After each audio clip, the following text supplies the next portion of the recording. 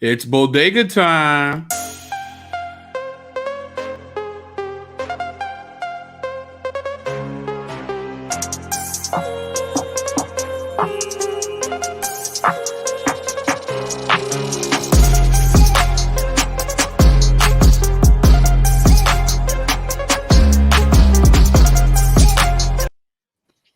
Yeah, what's going on, part of people in the place to be? I go by the name of the BK Apologist, transmitting all the way live. New York is the city, Brooklyn is the borough. What's good? What's popping? It's another Friday night. We made it through another week. We are here, and most of us are in green. So, of course, we got to say a special shout out to the part of people in the chat. We got the incomparable, the indelible Nate2D2. We got Alicia Henderson. We got Benjamin Handelman. We got bro, I keep messing up your name. Is Joe Satin? I'm so sorry. Nakeem Nwanku. Is that how you say it, bro? Let me know. Please share the BK. Yes. I'm trying to say your name correctly, man. I always butcher it. Please forgive me. So it's just Jay. All right, so Jay. That makes it real easy for me. So of course, as people start filing in. Please make sure that you, of course, like, share, and subscribe to the channel. And also, please share this link right now so everybody could pull up so we can have a good time. So now, speaking of good time, I have the best time with these people every Friday night. So, of course, we're going to start off with one of the Bodega ladies. We got Shotty Mills in the building. What's going on, sis? Hey, everybody. Thanks, BK. Thanks for always sending the invite. I'm glad to be here. What's up? Then right next to her is fellow Bodega lady alumni, D New. Hey guys, what's up? Happy Bodega Day, formerly known as Friday. Good to see you guys. Then right next to her, we have another Bodega alumni.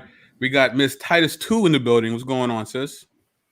Happy Friday, everybody. I mean, happy Bodega Friday.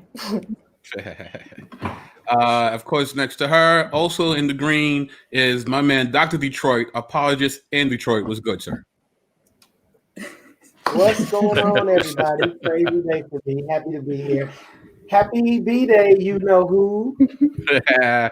Yes. Then, of course, we have the real American Mr. Phil Fox in the building. What's going on, sir?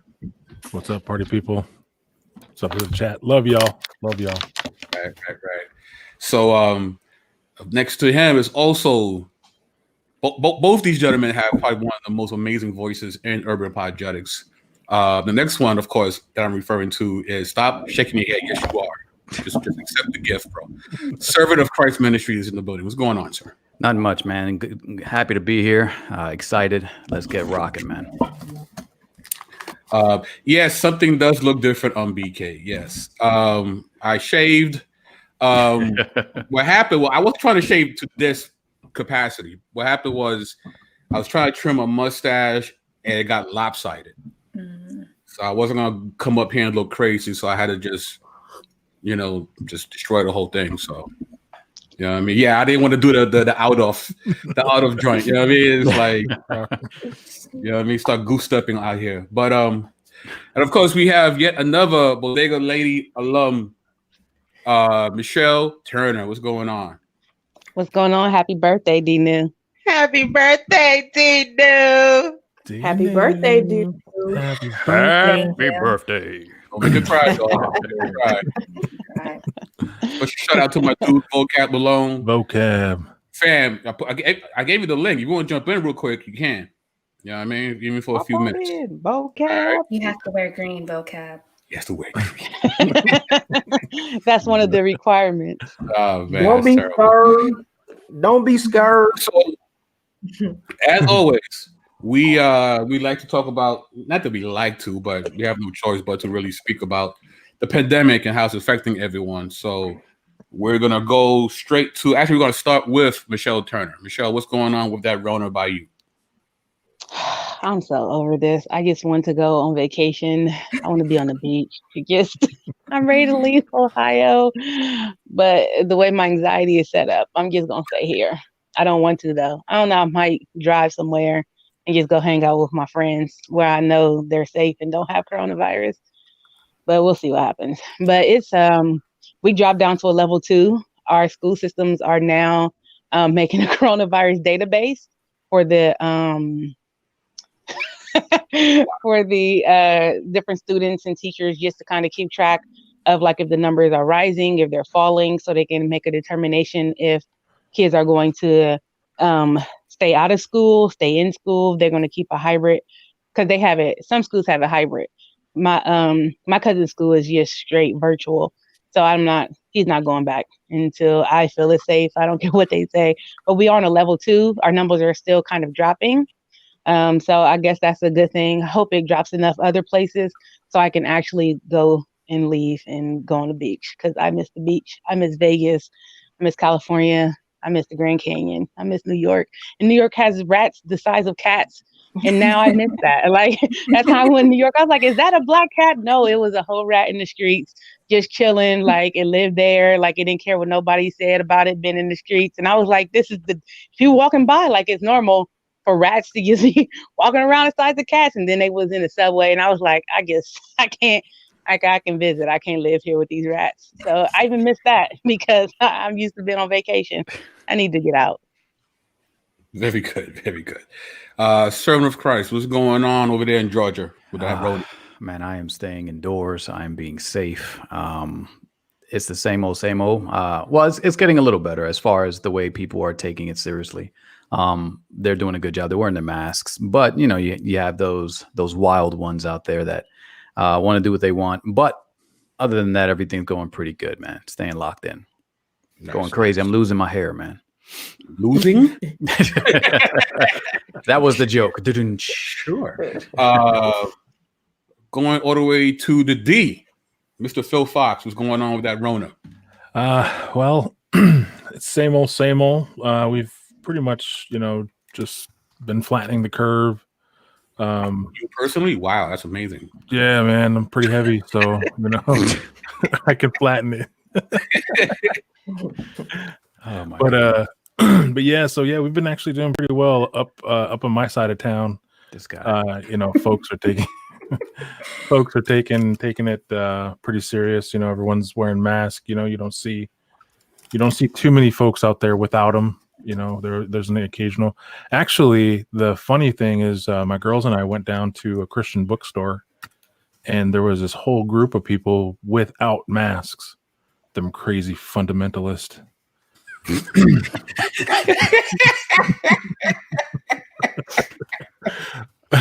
but yeah, so unfortunately it was poor witness, and my girls already, they're the masters of microaggression. They were like giving them the eye, and then they come to me with the medium whisper, Dad, those guys aren't wearing masks. So, but yeah, all in all, I mean, we've been pretty steady. Folks been taking it serious, so I don't think we've had any major upticks, which is a good thing. Okay, cool. Real quick, I'm gonna give a special shout out to my dude Elenkus. Thank you for the super sticker. Really appreciate it, sir. And we're gonna continue with our Motor City here with Apologists in Detroit. How's that Rona? All right, I got a couple. So first of all, I got an impersonation. This Rona, it gets a bad rep. There's good Ronas out there. Anyway, how I feel. Next time you out somewhere and they ain't got a mask on, just walk close to them and cough. I'm telling you, that just gets everybody's attention. But we flattened the curve, and they actually are opening up gyms next week for the first time. So I haven't played basketball in like 6 months. So I'm looking forward to these gyms opening up. I want to play some basketball. We still don't have movie theaters open, but it's improving slowly. Cool. And of course, we have Miss Titus 2. What's going on with that Rona? Well, I did have to check the news right quick because I already told y'all last time I was on here. I don't like reading about the Rona, but since you asked, it looks like the hospital trends are going down. But some of the schools have reported some cases, and I think the university here, I know y'all don't know where I'm at, and then I'm gonna keep it that way. The university here, they have like several hundred cases. So yeah, the Rona is still out here, but it sounds like at least the hospital trend is going down. So that's good. Cool. Next up is D New. What's that Rona doing over there? Over here, it is still alive and thriving. I think the last time I was on, the numbers haven't really changed very much. About 2,500 people have been infected, and the last time I said 71 deaths had been the count. Now it's 74. So I feel like we're doing well. Still in stage 3, so all places of business are open. Our gyms were open probably about 3 weeks ago, but of course there's different rules for the gym now, right? So every time you walk across the room, you have to wear a mask. You don't have to wear a mask while you're working out, obviously, or else you're going to need to call 911. But places of business are open, and people are just living their lives differently for these COVID times. So that's where we're at. Okay, cool. And then we have Dana just popped in with the fresh fade. Fresh fade. He's not okay? playing games with that fade, son. It's giving Raekwon the chef a run for his money right there, boy. Woo! I be looking rough under them hats. That's why I gotta wear my hat. You know what I'm saying? But I did get a haircut. Thank you. So what's going on with that Rona over by you, Dana? It's about the same. School is back in for the majority of the area, full swing. Public school is still closed, off face-to-face. It's virtual. Some of the suburb schools are it's a hybrid between one or the other, or a mix, but it's about the same. You muted yourself. Can't hear you, Dana. I know. I said it's about the same. Oh, okay, cool. All right. So, was that everybody? Yeah, I guess so. So, right? Did I cover everybody? That was the longest intro, bro. We got how many people? So, for New York, we the positive rate is 0.92%. Total hospitalizations has fallen to 428, and 5 COVID fatalities yesterday. Yeah, they were opening up the gym. They're talking about actually having some sort of like small outdoor events outside of just weddings. Actually, I went to a Zoom wedding last weekend. First time I ever did that. That was very interesting. I went into Manhattan for the first time since we sheltered in place, and I didn't want to go, but I had to go. There was a older sister. She had to move some of her stuff, and no one was really available during the day except me. So I got on that Uber and went into the city, and man, it looks almost pretty much back to normal. I mean, there was traffic and everything. It was like, wow, so it's crazy. I'm still not gonna be out there though. I already went out there because the sister needed some help, but yeah, I stay within like a 4-block radius, and I'll let everybody else go out and frolic first, and then I'll see what happens. So that's where I stand with that. So with that being said, let's get to our first joint. Someone just sent this to me, and when you see it, you'll understand. Like this makes no sense. Like it really doesn't make any sense here. So, all right. So let me make sure everybody sees that. All right, cool. All right, here we go.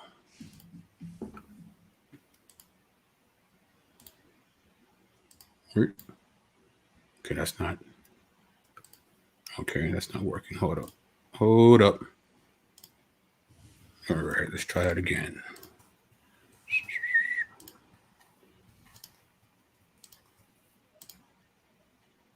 Okay. Dang, man, I gotta do it small first. Come on, what's the volume? There we go. Oh, there you go. Wait, Slide it. It looks like you gotta slide it.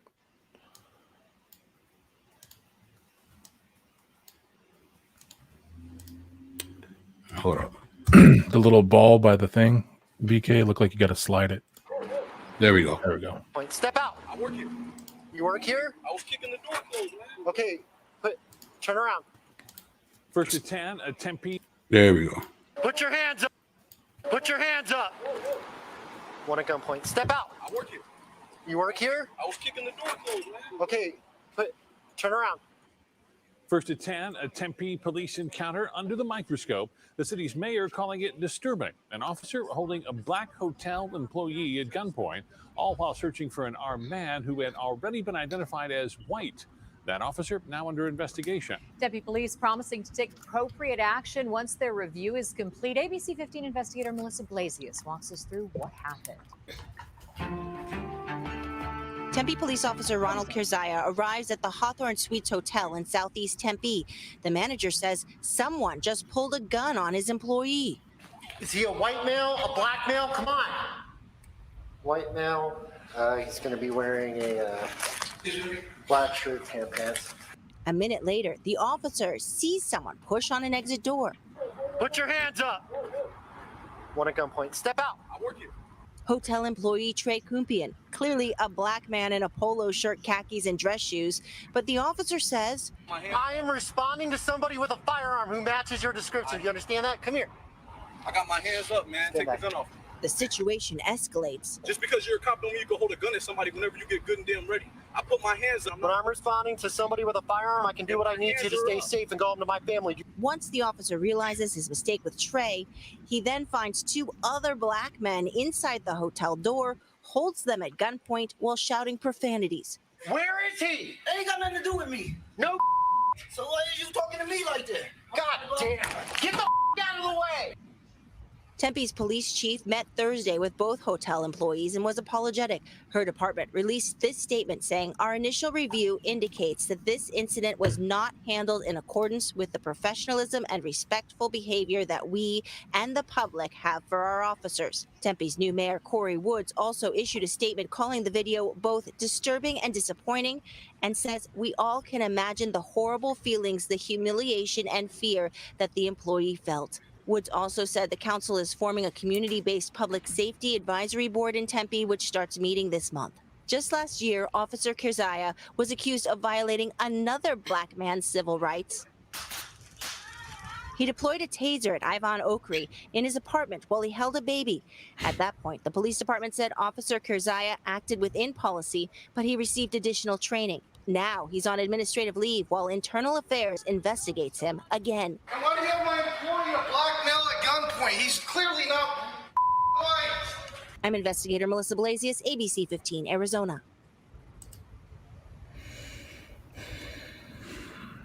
Okay. Thoughts. Go again. What was that? What was that? They told you. You knew he was white. They gave you the report. It's a white guy. It's a white guy. Yeah. It was a white guy. I don't help me. You guys help me. I don't understand. I don't understand. I think we mentioned it before. This whole pandering, to basically try to smooth over by, all the white folks, kneeling in front of, African Americans. And it was just for them to feel like they were doing something productive. But we've seen it time and time and again, week in and week out, that there was no real change. There's been no real, I get it, police, it's a high tension situation, but this gentleman is obviously not, I don't even think it's a matter of training, because obviously he got extra training, but he's not fit to handle those types of situations, so he should not be on the job. I had a short stint in law enforcement myself, and they're high pressure, tense situations, and they're not made for everybody. And it is, these situations and the things that just continue to happen just show that there was no real forward movement. There's been some, but not as great as people appear to be. Just the pandering. I mean, when I see stuff like Black Lives Matter on the NBA floor, I mean, is that real change? Is that really changing and opening the eyes of not just one side but both sides?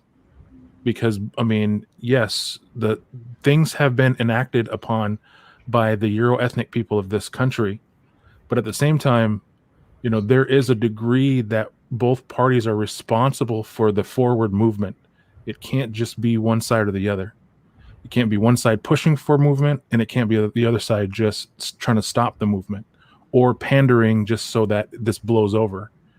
So there needs to be working with both sides, and obviously this situation that we were going through has not produced the type of change that has been needed to make for real, honest forward movement towards equality in this country and in the world. And it's evident because these things continue to happen. I mean, the Wisconsin shooting, whatever you want to, I understand and know that there might have been more than meets the eye, but at the same time, shooting people while you're arresting people is not policy. And I've seen footage after footage after footage of people, of officers in other countries taking down people with weapons, with undeadly force. And it's evident. I mean, these things show us, and it's frustrating when we continue. I mean, it's obvious. I mean, all the sisters and everyone, everyone on this panel, we just take a deep breath of disgust, because it just shows that we still have a long ways to go with this whole issue. Right. But again, they told you white guy, right? Then you see black guy, and that's the guy you pull your gun on. Shouldn't you be asking the black guy who just came out the door, "Hey, black guy, did you see a white guy pass by anytime soon?" And maybe he could have helped you out, right? But it's like no words. I have no words. I really have no words. It's painful for me to see them tase that other guy with the baby in his hand. Yeah. Like, I know they said he was within his rights, but I'm just trying to figure out how that was okay. The guy didn't look like he was trying to attack the police officer at all. That's crazy to me. Because black men are dangerous even when they're holding small children. Exactly. So that's, it really, I guess for me, the thing that makes it so sad is because it could have went a different way. We could have been literally here with another hashtag for a young man that was at work, because we had a rogue officer trying to do whatever it is that he was trying to do, unwilling to even hear what the young man had to say. I'm sick and I'm tired of it. I'm sick and I'm tired of hearing that there is no issues in the police force around this country. I'm sick and I'm tired of hearing that we should just preach the gospel and that the church shouldn't be standing up in violent protest, not violent protest, take it back. Church shouldn't be standing up in loud protest against this type of unrighteousness in society. This is wrong, and I'm tired of it. And it's almost as if everyone or the majority, a lot of people decide to willfully ignore that there is something inherently wrong with policing in America. I don't understand. It's like you have incident after incident after incident showing that people's internal biases are just forcing them to interact with people improperly. But yet still we carry on as if it's business as usual. This young man is going to have another infraction against him that's going to be investigated, pushed under the rug. If he gets fired, he can go to another police station and get hired. And it'll be the same cycle all over again, unfortunately, until someone loses their life. And then we have to march in the street and have another hashtag. The policing system in America is broken and it needs to be fixed. Period. I'm not disagreeing with you, Shiny, when I say this. I don't think that it's broken because I think that it was never working. You know, if I'm doing a blog now, I'm one of the no disagreement with you.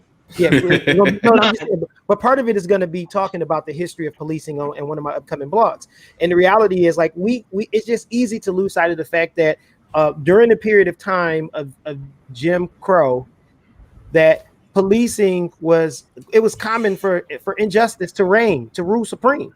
The police have been broken for a long period of time. It's only because we as a society have become more civil and are working towards equality that this problem has been identified for what it's been all along, a problem.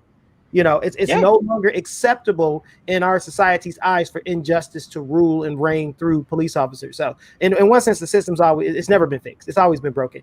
Another thing is, you know, Chris Rock said it best. Some jobs you just can't have a few bad apples. To me, the only way that we're ever going to get to a just police system is to, when we see things like this, to stop making excuses. How is it that this dude tased the person with a kid in their hand and he back out on the streets?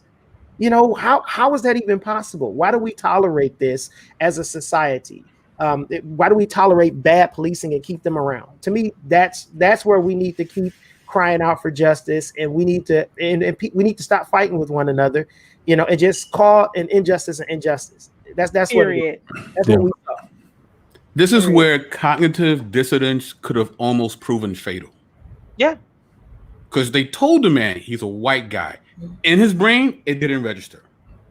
No. And there was a conflict in his head. It's like, it just can't be a white guy. It has to be a black guy. Though I am told what his ethnicity is and what he's wearing, I have the information I need to look for. But I can't. He didn't believe the description. He did not believe the description. There was a conflict in his brain. Like, it can't be a white dude. Can't be him. I'm like, why give you a description in the first place if you're always going to just default to the black man? You know? Yeah. So. Well, we say the same default, but then again, they tell us that we're lying when Black women and Black people go into the hospital system and they cry out that they're in pain. There is something wrong.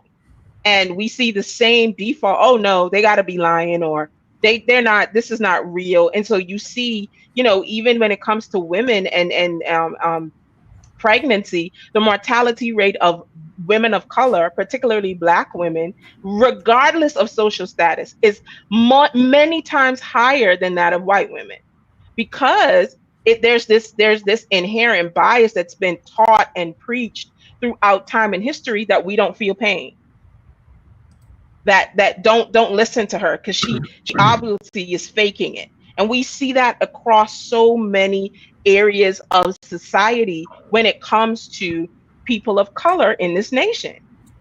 And I'm sick and tired of it. And what I'm most sick and tired of is that the church is taking a back seat to every other facet of society. The sports arena is doing it better than us. The LGBTQ people are doing it better than us. Their voices are louder than the church, yet we're over here bickering and fighting, saying, oh, we shouldn't be standing up for righteousness in society.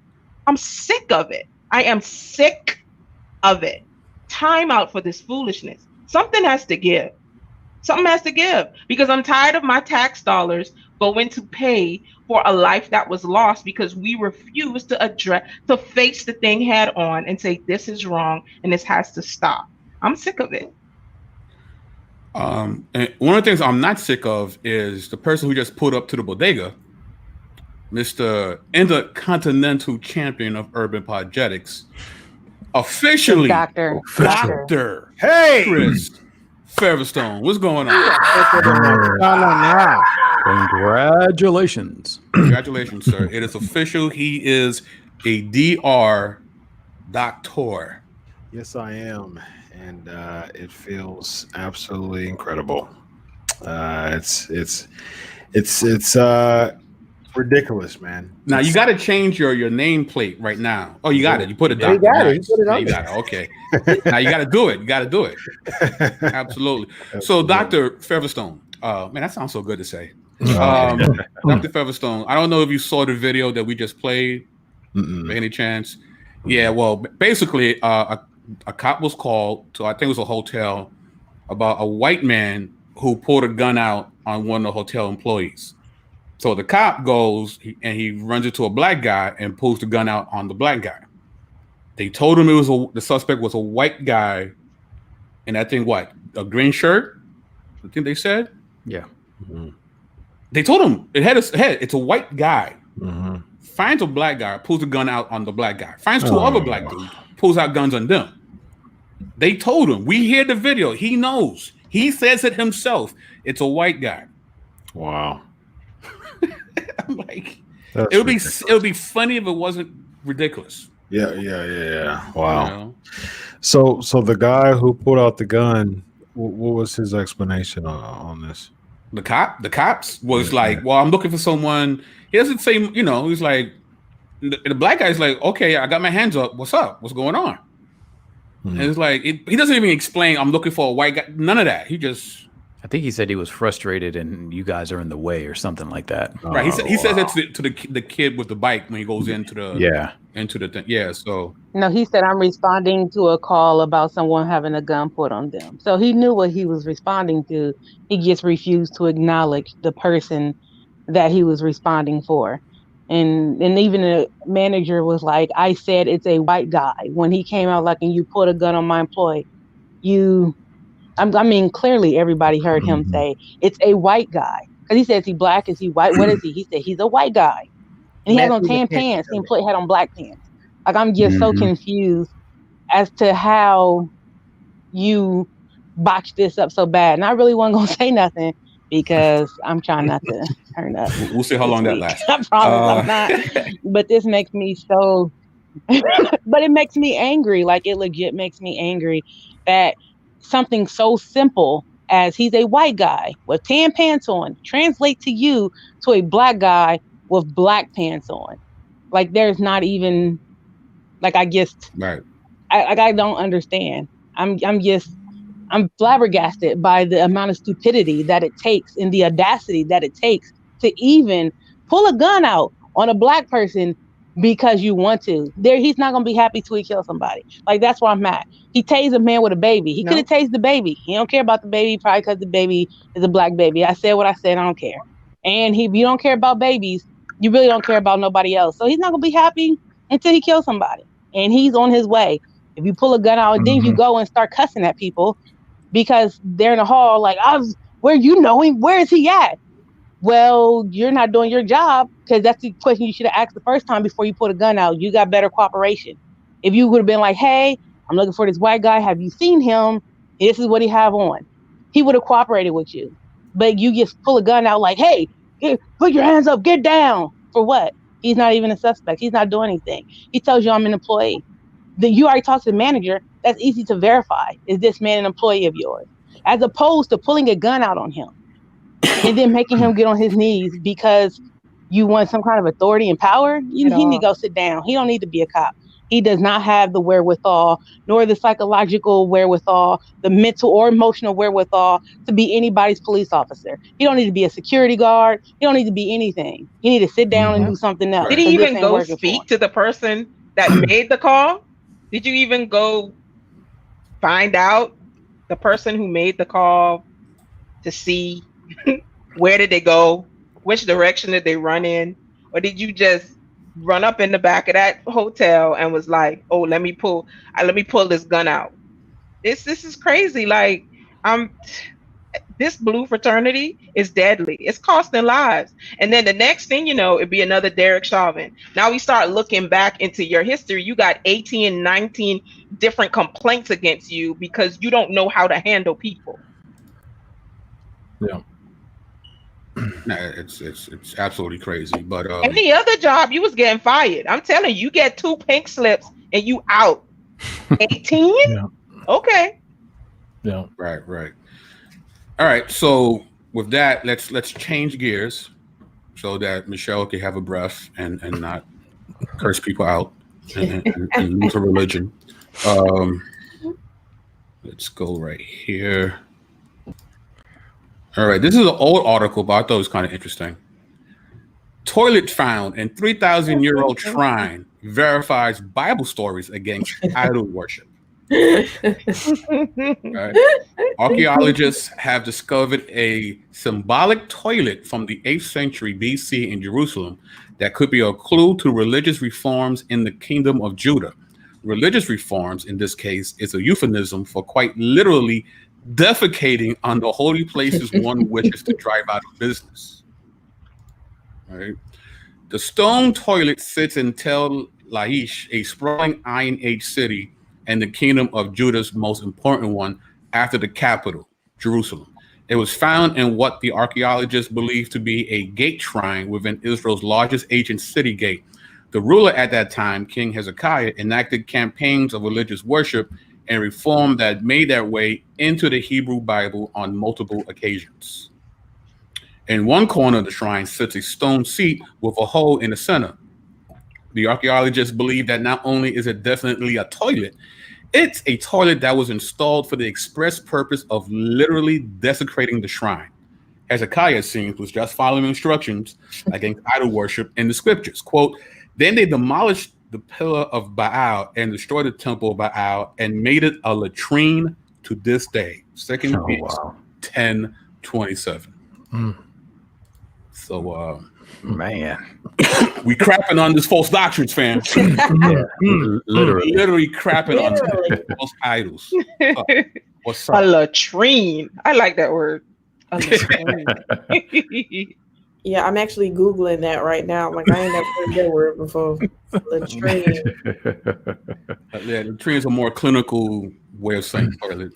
So, but again, right? So it's like, oh, we don't have no proof about the Bible. Like, and that's such a small detail, right? Yeah, very specific. Detail, very specific. Mm-hmm.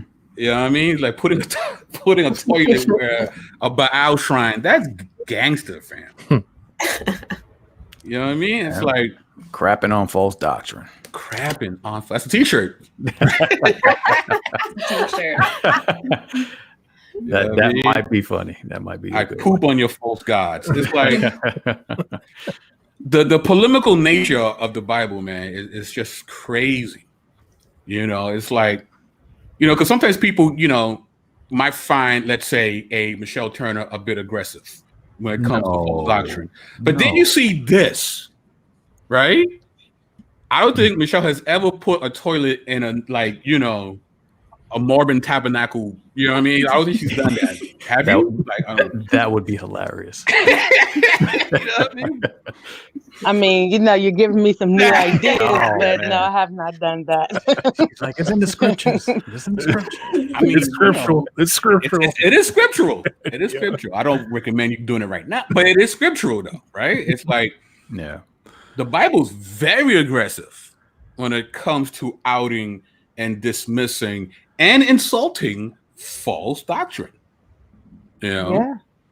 So, can you imagine the guy? I don't know if they rolled the stone in there and he's like chiseling it, or if they carried it in and dropped it in. And dropped it on.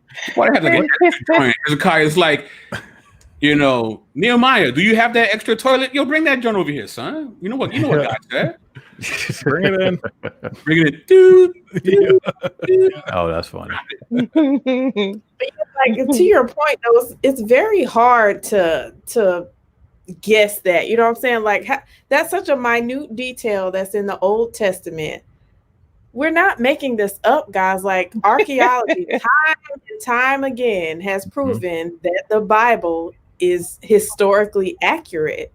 Like, somebody was, Shawnee, was that you? Somebody said, prove to me one person that was in the Bible. It's like, I can prove to you dozens of people who actually lived who are in the Bible. Like we have Caiaphas ossuary. We have like the pool of Siloam, or what's the other pool that they found, like, and they excavated. Like, again, we're not making this up. In history, I'm sure as we progress, we're just going to find more and more evidence that what's written in scripture is factual. It's not just made up. It's not just fairy tales. So BK, didn't you do a video on that whole thing? Yeah. Yep, he did. And that was an answer to a meme that you won't find no proof of any biblical characters in a museum. I'm like, word? So I did a whole show. Yeah, I remember that. Museums where you find actual proof, steles,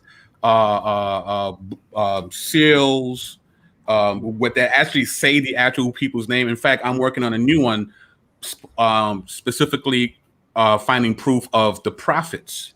There's certain prophets that we know exist based on extra biblical sources, and that's stay tuned for that. Yeah. But yeah, I mean, they were not playing games, bro. Like, are you telling me you have enough information to make a whole show? Is that what you're saying, BK? A little bit. Yeah, a little bit. They just found 120 jars with Hezekiah's seal on it, I believe, not too long ago. I think it was like the largest find that they have had recently. So that was pretty big. It was pretty awesome. In fact, they just found a palace. The Phoenician palace. Yep. They did. I saw that. They said that it might be David's joint. Yep. Now that would be big. That would be. I know Israel Finkelstein's like, dang. Oh man. I say he was just a leader of a farm town. Dad, he found his, So yeah, it's crazy. It's crazy. But more receipts. Yes. Let's keep it going. All right. So here's an interesting. Afro-Latina activist admits she is a white Jewish woman who pretended to be black. The person, now formerly known as Jess LeBombera, on Thursday published an open letter of sorts on Medium under her real name, Jessica A. Krug, and admitted the truth and the anti-blackness of my lives, as her post is titled. Krug wrote about her, quote, experience as a white Jewish child in suburban Kansas City under various assumed identities within a blackness that I had no right to claim, and said she feigned North African. Wow, she was specific. She said North African blackness, not sub-Saharan, right? North African blackness before pretending to be a Black American, and then finally settling on a, quote, Caribbean-rooted Bronx blackness. Oh, wow. I didn't know there was such a thing as a Bronx blackness, but something new, right? Quote, I have not only claimed these identities as my own when I had absolutely no right to do so, when doing so is the very epitome of violence, of thievery, and appropriation of the myriad ways of which non-Black people continue to use and abuse Black identities and cultures. But I have formed intimate relationships with loving, compassionate people who have trusted and cared for me when I have deserved neither trust nor caring, Krug wrote in part. Krug testified before the New York City Council in June under her Jess LeBombera alter ego, and on multiple occasions referred, quote, Black and brown, unquote, people in reference to topics such as gentrification and racial inequality. And this is an earlier iteration of who she was. This is her statement. Jess Krug is an unrepentant and unreformed child of the hood. Okay. Whether dancing, doing research around the world, or teaching, movement is her first language. Much of her time, energy, and all of her heart are consumed in the struggle for her community in El Barrio, her community. Oh boy. And worldwide, whether against the violence of the state as manifested by police, the encroaching colonialism of gentrification, or around issues of community health and environmental justice. She teaches rights and is an organizer with Harlem Cop Watch and works with Revolutionary Fitness. In the end, she firmly believes that everything works better when remixed to bachata. Yeah, except her whole life. So Okay, Rachel. I was just thinking about her. Not Rachel. Mercy. So what do you guys think about this? Rachel would win. Rachel actually is blacker than her, you think? La Oh, bombera. absolutely. I mean, Rachel. You gotta remember, she worked. Yeah, she worked in a black organization, and people was like, even when they said she was white, people was like, she just light skinned. She just a light skinned. Rachel ran like the NAACP where she was at. Like she was straight up. That's what Rachel I'm saying. sat down and let somebody put them tight braids in her hair. I'm just saying, like, you saw them braids right there? You saying that's dedication? That's dedication. That is commitment. What? She's bad, sis? Because she got the braids? I'm saying. Did you see that one braid right here? That one braid had like her face hair right here into the. She sat and let somebody do that. Rachel. Yeah. That's commitment. Anyone who has ever had braids knows that this hair right here, that's commitment. You are committed. Yeah. But everybody want to be black till it's time to be black. Okay, that's all I got to say. Wow. On that part right there. Buck. Look at Michelle. Well, Rachel didn't want to be black. She said, "Why y'all taking my black card?" She said that. Rachel, she said she wanted to stay being black. Now, I will admit, Rachel, hold up. I don't care what these white people talk about. I know they say they're my parents. So as an I'm actual black. Afro-Latina, Michelle, what are your thoughts? Don't let her loose, man. Oh, I'm tired of these people. Like, when I read it, I just was like, I'm just tired of these people. Like, I know everybody like, let's give Rachel a pass. She gets no pass. I'm tired of non-black women occupying spaces meant for black women and then trying to make rules for black women as how they should behave. I'm sick of it. I'm just tired of it. They all just need to go ahead and go and do their thing because I'm tired of it. Like, it makes no sense to me. You're not black. You didn't grow up with the actual black experience. And it's very different when you grow up with the black experience because you're actually black and then having to navigate in the world as an actual black person. We can't vacillate and then be like, never mind, I don't want this oppression. Let me go back to who I really am. I don't like stuff like that. And again, you're occupying spaces that's meant for black people to tell a story that you know nothing about. So now you can't even properly tell the story that you're trying to tell. And you talk about gentrification, you have no right to speak on gentrification because you are in essence gentrifying a whole race by pretending that you are black or Afro. Yeah, it'd be her. It would legit be her. And to me, it's disrespectful. And she only came out probably because somebody was like, I'm gonna out you because I'm tired of you. I don't think she did this on her own volition. I think she did it because she had to and she didn't have any choice. But it doesn't, like, I'm very confused. And then and every time they talk about it, I'm like, oh, well, they did good things for black people. Great. You did good things for black people and still been who you are. Like, I mean, what makes you any different than a Hebrew Israelite? It doesn't make you any different because to me, you're on the same playing field they are. Because you think you're something that you're not. At least they kind of believe that they are. I mean, they have no proof either. But at least they actually believe this. You know for a fact that you wasn't black. Both of them. And again, I don't have no problem with Rachel. I still don't appreciate what she did. But I don't like neither one of them for what they've done. And it's very, very disrespectful. And then for you to be like, oh, I'm a Caribbean and my Bronx blackness. You none of those like go on somewhere and I'm sit from down. New York. There is no Bronx blackness here. All right. It's not. Right? It's not. And I guess because like my friend Sarah, she's Egyptian, but she lived in the Bronx for most of her life. I mean, she's technically an African American because she's from Egypt, but she even acknowledges like who she actually is. And I've never heard her say anything about Bronx blackness either. And I'm just flabbergasted at the audacity that it takes for these people to do the things that they do. And I don't know why. Like, I mean, if again, you can help if you have a passion to do things to try to create equity and equality in between the communities. you can do that with who you are.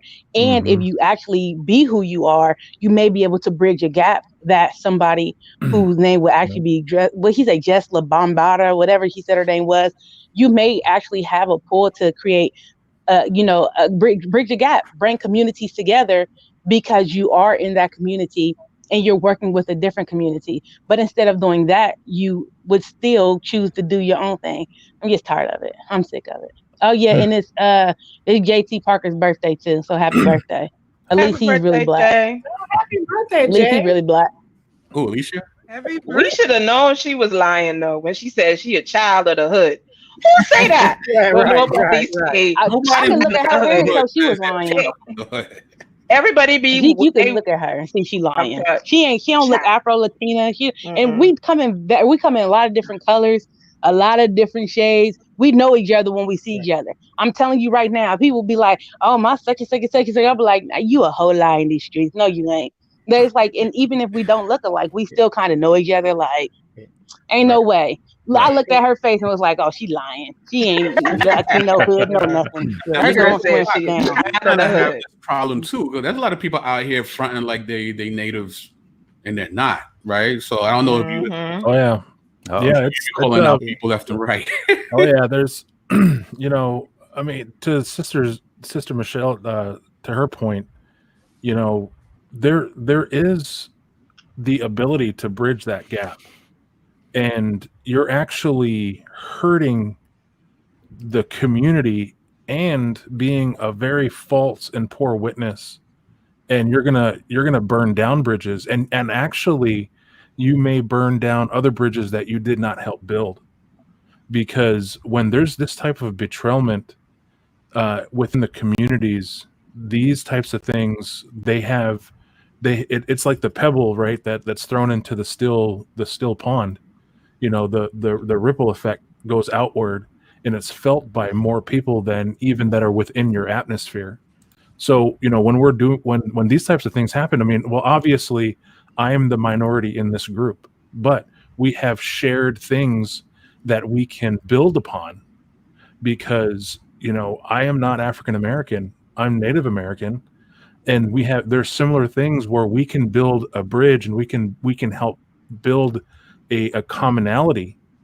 And so just that, and if you want to help the community, like, we got to stop pretending, because we sort of have this joke where everyone sort of comes and asks, or people will come up, "Oh, I love your hair, I love how long it is. Oh, what's the significance behind the round dance? Oh, I just love your skin tone and the color.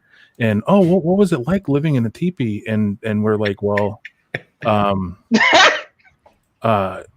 what's the significance of the square dance? And why do you wear the cowboy boots? And why do you, I mean, it's the same stuff. Like, we get it, but it's condescending. So why not, ask real questions? And if they're earnest, and those types of things are things that build rather than just being condescending, because the condescending attitude, unfortunately, within the Euro ethnic folk who have come to, quote, try to learn, because I'm smart enough, and all of us in this panel are smart enough to understand when someone's coming at you with real questions and genuine questions, what that looks like versus, "Oh, what does the round dance look like?" Or what's, right. So those are the things. So you can build, even though we don't have full common upbringings and full common experiences, we can still build on the things that do have commonality and bridge the gap that way. And that's sort of what Sister Michelle, not to belabor the point, but I mean, I love that. So it's just, we need to be honest with no matter who it is. If it's a culture that we don't understand, so we can do it as our people group to another people group as well. So, it works hand in hand. So it's not just white versus black or white versus native or whatever. So I listen to the white people that might be in the chat or listen to this video. Like, we got love for y'all. Like, don't feel like we're not, We don't want you to join us and rock out with us. You know what I mean? It's like, but there's just ways of doing it. You know what I mean? So yeah, don't start dropping the hey, my man, how you doing? You know, right, exactly. Be you. What's up, brother? What's going on? Listen, I laughed because I'm from the Bahamas, right? So y'all don't even want to know the things people ask me. Like, do y'all live in houses? No, we just live on the beach. That's it. I mean, we just lay there and pray the hurricane don't sweep us away when it comes. I've been asked some crazy things, so I get it. That's why I laugh, because it just made me remember the crazy things I get asked. Like, do you like coconuts? Right. Hey, but look, I'm with Michelle. I don't think this lady came out on her own. Here's my theory. She was in a relationship with some dude, and he was expecting some oxtails, and she came in with some matzo soup, and he was like, "What's up with this?" He thought he was gonna get some plantains. He thought he was getting him some plantains, and he didn't. She don't know how to make no plantains. Her plantains was bland. She don't know what she's doing because she's Afro-Latina. She you put raisins in the plantains. That's what I'm saying. Like, he thought he was getting oxtails, some cabbage, and some plantains. What is this? And that is not what he got. He was like, "What is this? This ain't what we." Yeah, he thought he was gonna get some tamales. He thought he was gonna get some arroz con pollo, and she came out there with some dry chicken and some regular rice because she don't know what she's doing. That's not what it is, honey. Thought she was gonna get some paella, and then she didn't get none of that. And he had his feelings hurt, and he's like, "I'm telling everybody who you really are because these plantains is dry and they nasty." That's what happened. She accidentally bought. Oh no. Yeah. And there's and you know the difference. If you know. She did. She bought bananas. Oh, that's woo. Well, really, you have to really. I don't know. It's not shocking though. We live in a day and age where people can craft an identity for themselves and call themselves whatever they like. Like, we live in a day and age, you can be a they. When I went to school, they meant two or more. It means a group, not one person. But like, if I choose to, I'm like, y'all need to call me they. I go by the pronoun they. See, I've crafted an identity for myself. But she just crafted the identity. I'm going to be Afro-Latina. But, like, you know what I'm saying? Like, we talk about the scale and the standard. You can't be mad that you let some people craft identities for themselves. And that was her final form. Like, she was working that out.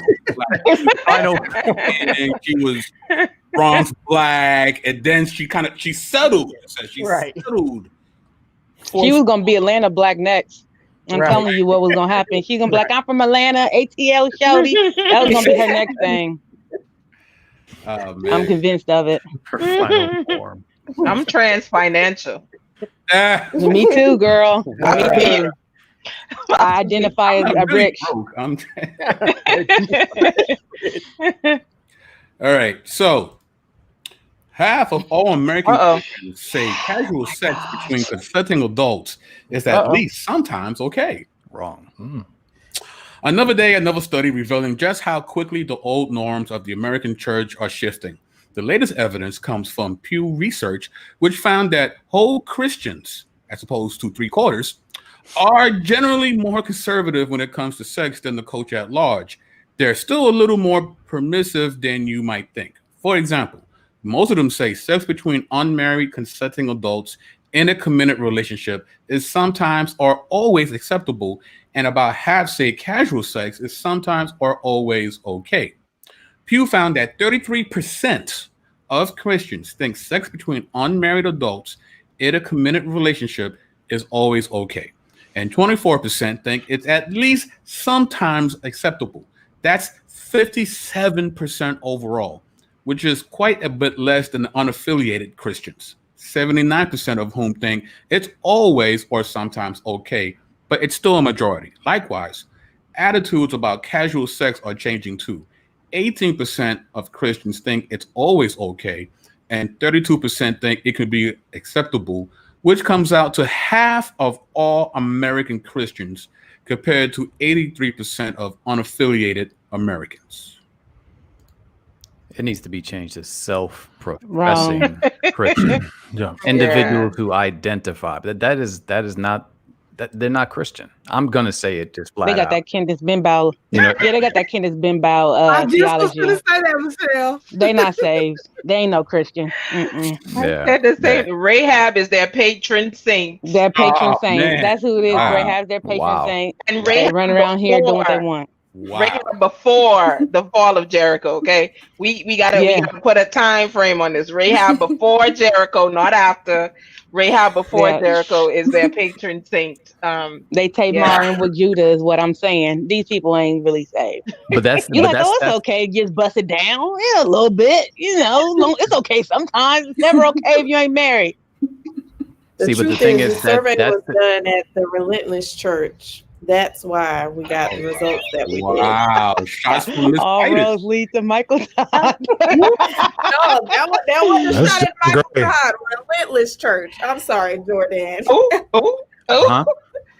I'm sorry. I put it in. Go ahead. I'm Oh sorry. no, that's fine. You threw the fireball. That's fine.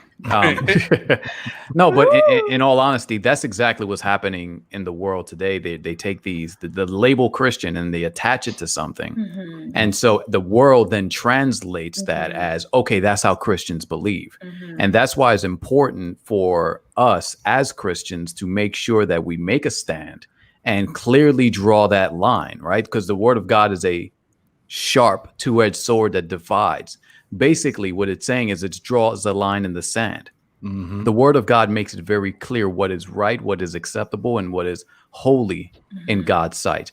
The moment people start taking that term Christian and throwing it around, right, that's why everybody's so confused. That's why people say, oh, well, Mormons are Christians. Oh, Jehovah's Witnesses are Christians. It's just these different types of Christians.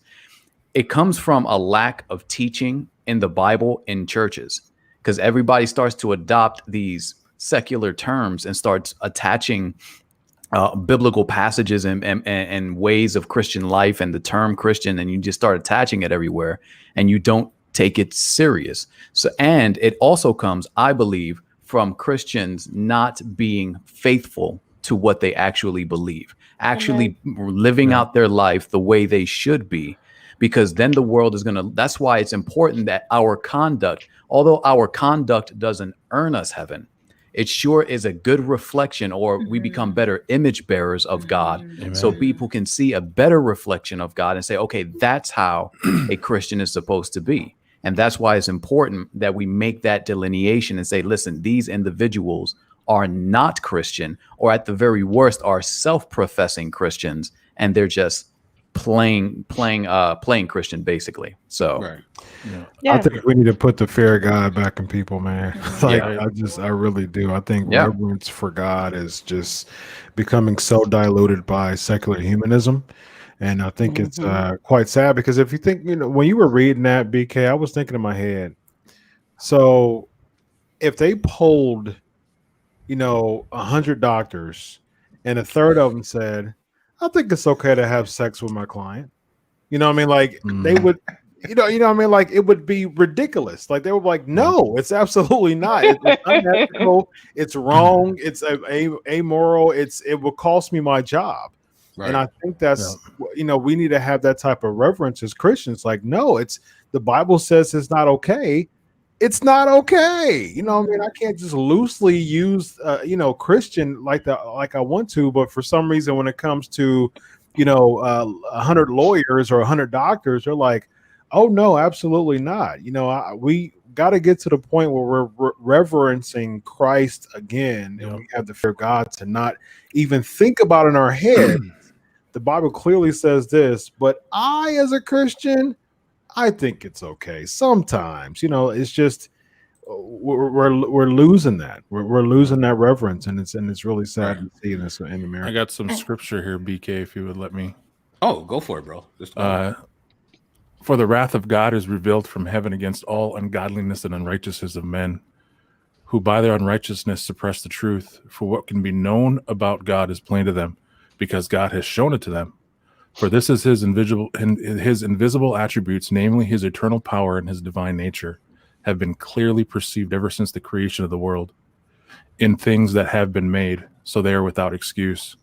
For they knew God, and they did not honor him as God or give thanks to him, but they became futile in their thinking, their foolish hearts were darkened. Claiming to be wise, they became fools and exchanged the glory of the immortal God for images resembling mortal man and birds and animals and creeping things. So sex is us worshiping ourselves. Mm-hmm. Sex, all of this, just like Dr. Featherstone just said, this secular humanism has everything to do with us and nothing to do with God. So they're trading the truth of the eternal God, and they're trading it in for things of themselves. And anytime I talk about culture, especially this culture, this passage comes to my head over and over and over. Right. And I've drilled this into my daughters because they don't like it. Because I show them the hypocrisy of the culture of today and all of the things that they hold dear, because they have traded God for self-worship. Right. And that is sinking into the church. And this type of poll is evidence of that, because we have traded the truth of God into what we feel or we think should be. And what is that? That's self-worship. When you boil it all the way down, that's self-worship. What got Adam and Eve thrown out of the garden? Right? They knew better. So we are telling God that we know better. These statistics are showing us that we are telling God that we know better. Right. So be careful, family. The part And of plus that that goes passage. to I'm sorry. Go ahead. Go ahead, BK.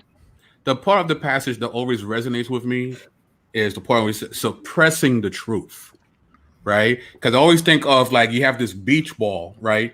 And you're trying to put it underwater in the pool, right? To keep the beach ball from rising, you have to exert pressure to keep the beach ball underwater. You know, so people know what's true, but they're actually, Actively exercising suppressing it, energy to keep it down, because they know, like you said, they know better. These people, even the people that they did for the survey, they know better. But they would rather, try to find some weird balance between the sacred and the secular, and there is no balance. Mm-hmm. You got to pick a side when it comes to that, right? So, I think part of it too. Oh, sorry, Michelle, you want to go? Go ahead, boo. You go ahead. It's your birthday. Literally. I think a part of it too, as well, just piggybacking on what Chris said, is that people don't care about what Jesus looks like in the earth, right? So, sometimes you grow up in families where, if you're going out, your parents will say to you, be careful how you act, and because look at who you're representing, be careful of who you're representing, right? And so these type of Christians, people who call themselves Christians, have no regard of the Christ that they present to people. And in effect, you have no regard of the deity and the fullness of Christ. You don't care. You don't care that you're denigrating the image of Christ to people, right? We're called to be ambassadors for Christ, which means we're supposed to represent him, look right, act right. And, people look at us and they see us, but anytime we name ourselves as Christians, they're putting that on Christ. And so we have to be careful. We don't just represent ourselves. We don't represent ourselves in the earth. We literally represent Christ to people. So we better be the best we can at being imagers, and better be the best that we can at being ambassadors. I have this saying to myself that I say when I need it, that the goal is not to be like Dinu. The goal is to be like Jesus. And that's what we all have to be like, Amen. Well, don't Amen. be like me, be like Jesus. Amen. John 3:30, real quick, because you're talking about that, Dino. That's really good, because it's my favorite passage. John says, you must become great, I must become less. And so, I mean, that's just simple, clear, and to the point. And I think that's should be a hard cry for every believer. I mean, God must become greater, we must become less. And if we're answering like this, how great is God in our life compared to our flesh. So yeah, that's right. Yeah, we're called to. Our bodies are supposed to be a living sacrifice, holy and acceptable to God. Nobody's saying that people should be put out of the church or whatever if you fornicate, but at least be able to say it's wrong. Paul said it's better to marry than to burn. So if you got to pick, I mean, if y'all love each other that much, want to be together that much, then you might as well just go ahead and get married. I don't think Paul's message was, well, just get married whenever you have that itch you can't scratch. I think his point was have self-control, but if you absolutely don't have self-control, then it's better to just go ahead and get married. And one last thing, I did want to say this. I think this is where diversity is very important in church, not just when it comes to complexions or different cultures, but also different age groups. Like I went to a church, it was definitely for young people. We dress like this because we want people to feel comfortable coming to church. What you're saying is you don't want older people coming to this church because they're not wearing sneakers and high tops and all this and all that. But we need older women to train younger women. That's what's in Titus 2. I think Titus 2 says that. You need older men Shameless to plug. train younger men so that people can have, people there to hold each other accountable. Like women, how are you supposed to act when you get married? You're not supposed to be a busybody, but you're supposed to be taking care of your family. You know what I'm saying? Like you can't be out here out in the streets gossiping, doing all that stuff. Like we need women to help train us how to not be out here in the streets whopping and, doing Black is King or all this stuff. Like we need each other. That's part of the church's responsibility. So yeah, pastors need to hold their membership accountable. Membership should be reading the Bible, so we don't have to wonder whether or not sex is between two people or a cow and a person or two men or a man and a baby. Like we should already know, we should be solid on these issues. But yeah, that's all I got to say. I'm gonna sit back on that. And we should be. But the problem is we have pastors who are not sitting down, who are also practicing adultery with other people. And so it's like, can we really say that these people aren't? Because I'm with Jordan. They are not Christian. They are not Christians.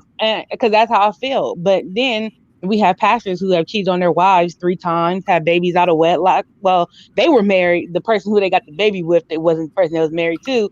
And these people are prominent figures in the Christian community.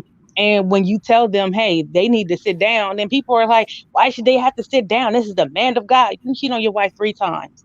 3 times in 3 years.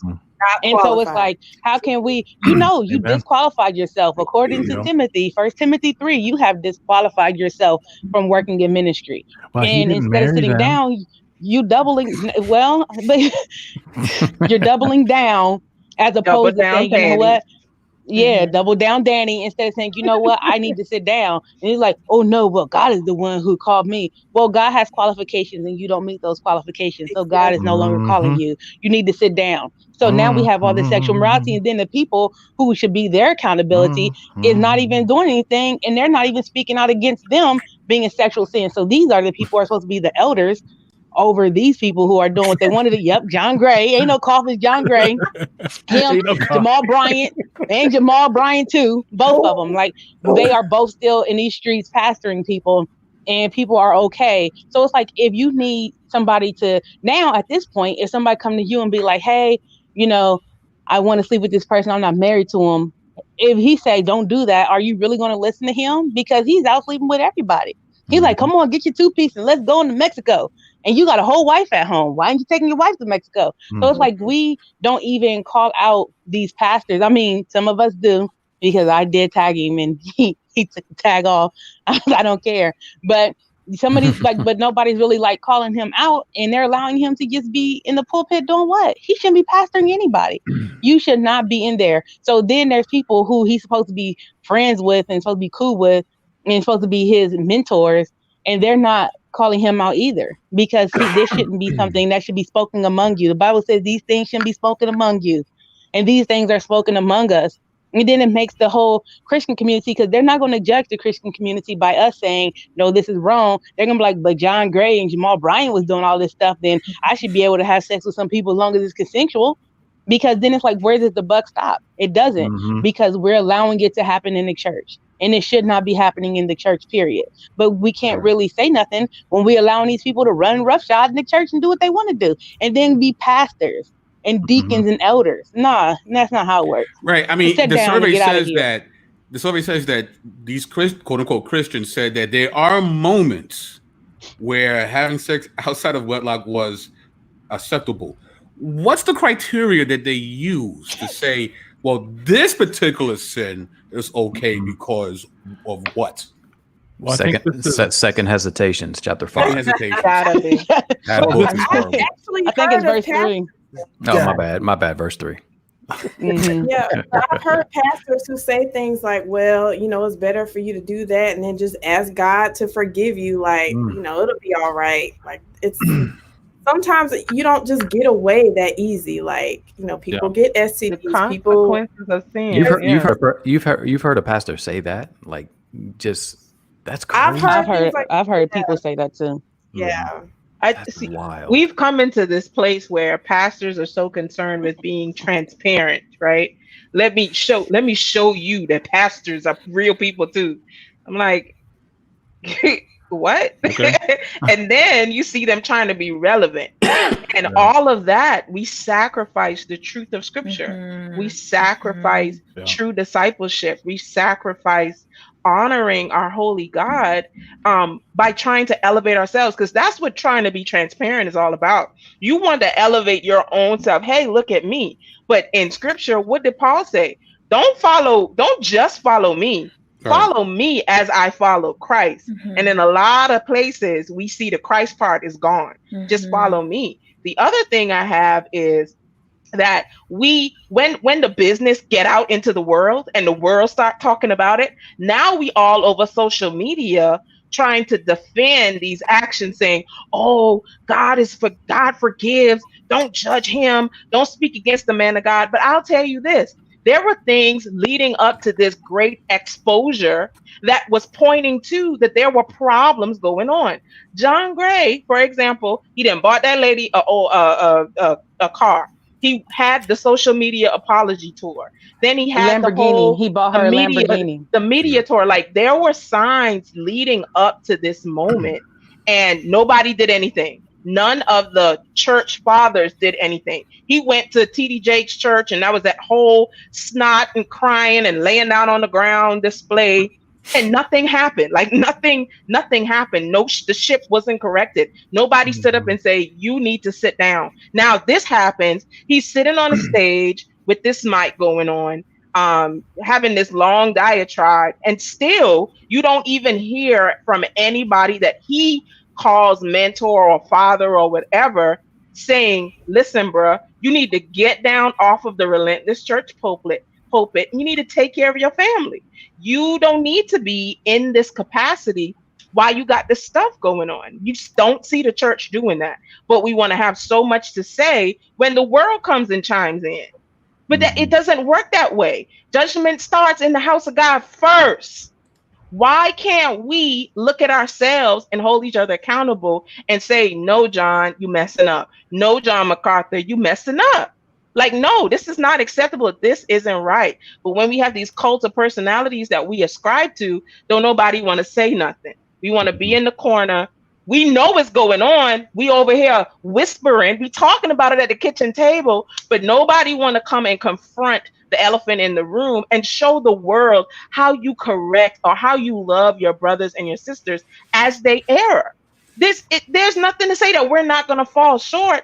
But we're supposed to hold each other accountable and demonstrate to the world how we love each other, even through these moments. But we don't want to do that. Then when the stuff hit the fan and the world get involved, now we all over social media. Some people, they so embarrassed and ashamed they can't say anything. Or on the other end, we over here trying to say, God forgives, don't judge the man of God, and taking scripture out of context, talking about touch not the Lord's anointed.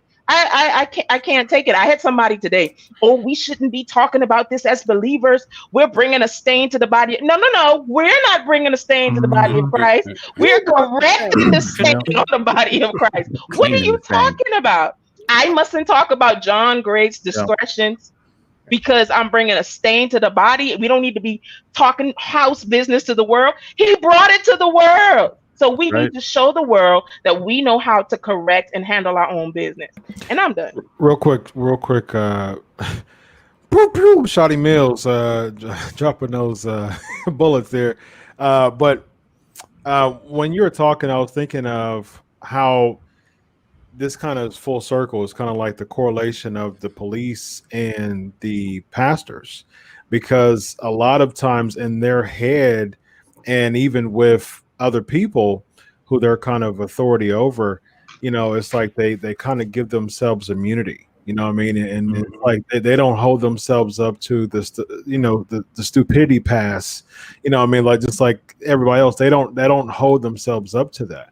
And sometimes you can get so embedded into that stuff that you become numb to conviction.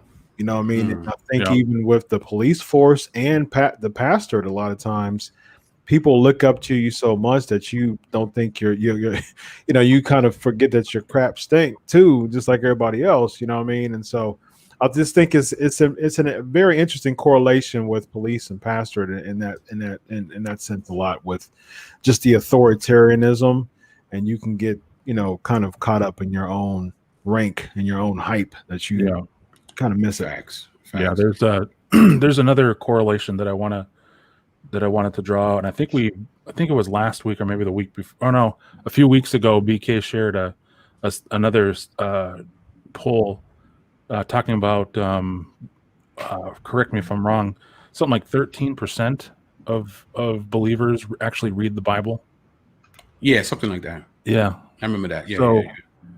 So there's a direct correlation with that and the pastor abuse, because and we touched on a little bit about it last week, and the pastors are using that just to sort of galvanize Chris's point, because just the example he made, these pastors are using the ignorance of their congregation against them to lift themselves up and to give themselves power that is not theirs. And so that is a direct result of the outright ignorance of the church body as a whole, because we're questioning these statistics, right? Shoddy Mills, she went in the chat, she said, how are we qualifying these people? And it was mentioned multiple times and sort of alluded to multiple times as we were talking. These people who are quote unquote Christian, how are we qualifying that? Somebody, I think somebody in the chat, or maybe it was just said, they need to be they need to be professing Christians, not just Christians, or the criteria needs to change when they go through these polls. But the thing is it continues to glare the lack of Bible influence that the Christian quote church small c has today. Because here's a principle that challenges me, but I challenge my daughters with, because my daughters are inundated with the world influence. My oldest daughter is an avid reader, so she is bright, probably beyond what she probably even should know. But she sits and reads article after article after article from TMZ, from all of these news outlets. And I challenge her every week. I say, all right, how much time did you spend either reading or watching e-news or watching that show or whatever medium that you're on, TikTok, Instagram, whatever? How much time have you spent in your word versus the time that you've spent being influenced by this? Now let's take let's just not do today. Let's do this week. So us, Christians, how much time are we spending being influenced by these things that are in this world? No wonder why our entire worldview looks exactly like the world, because nobody is reading their Bible except for the 3 verses that Pastor Gray is giving you on Sunday and taking out of context anyway. Mm-hmm. So and also judge not. That one. Yeah. Everybody knows that verse. Three verses. You are very gracious, Mr. Profile. So you give them 3. Real quick, Mr. Gray publicly spoke about this in social media. So it's not like we have a mole in his church that's fitting us information. Okay. He spoke about it. All right. And we will speak about you shortly too. So Speaking of which, though, I think So Fresh, So Clean, you have what you lack is understanding. If I really care about you and I see you going towards a brick wall at 100 miles an hour, and I don't at least try to like get your foot off the gas, I don't really have care and concern. That's right. The guy is spiraling out of control in front of everybody. Exactly. So if you don't, and it's not shame. See, you have the concept of shame. Our thing is when you really love a brother and sister in Christ, hey, dude, you are messing up. My motivation is that you would be reconciled back unto God, that you would move out of error and move back in alignment to who you truly are and stop living in your false self. See, your premise is already, your presupposition is off. You presume that I want to shame him. Nobody here wants to shame John Gray. We would all pray that he would be reconciled out of his infidelity to what? Back and stop living in his false self and be his true self. Correct. The motive is different. The world's motive is to shame. Our motive is, guess what? Reconciliation, because we've been reconciliated while we were yet sinners. So let's have a different presupposition or ask next time. That's right. And correction isn't shame. And when we realize that, and when we stop automatically taking correction to being embarrassment or shame, we'll be better people for it. Are there people that tried to shame you? Yes, there are. But this isn't shame. Like Dana said, this is a form of correction. And correction isn't shame. And correction is necessary. We all need correction. Everybody need a little bit of correction. His issues were brought to the public forum.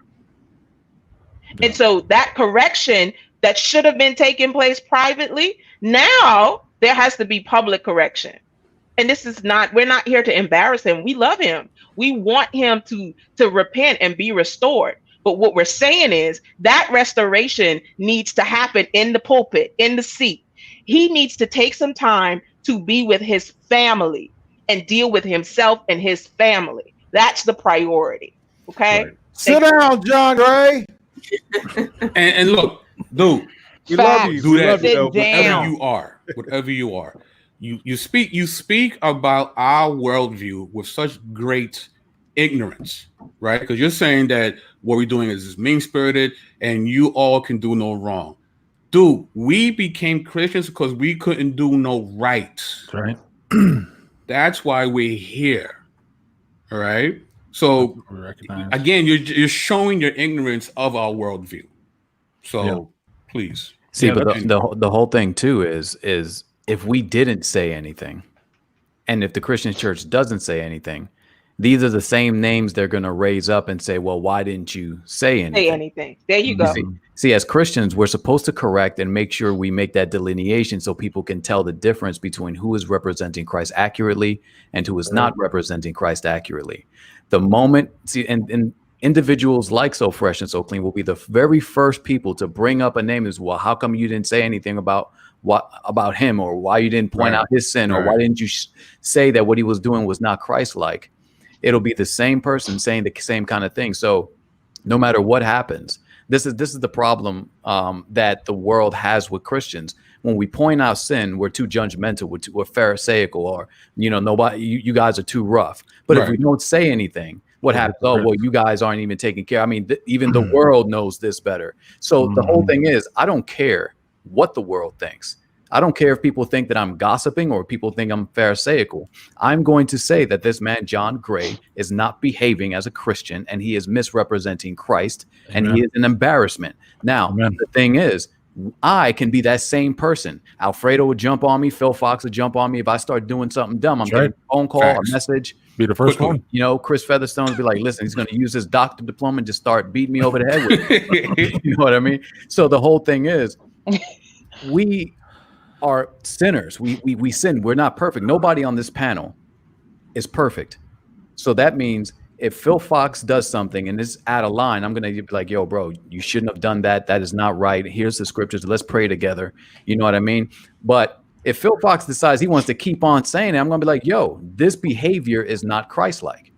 So you can't get upset at us for exposing what's not Christ-like and then get upset at us for not saying anything. It's a double standard, and you're not taking things. It's catch-22. Exactly, Mm-hmm. exactly. And Mr. But he does Clean, the same thing in the chat, though. Mr. Clean, Every week he comes and he does this to us every week. He bashes us in the chat on social media, I was just and about he to doesn't say, know us.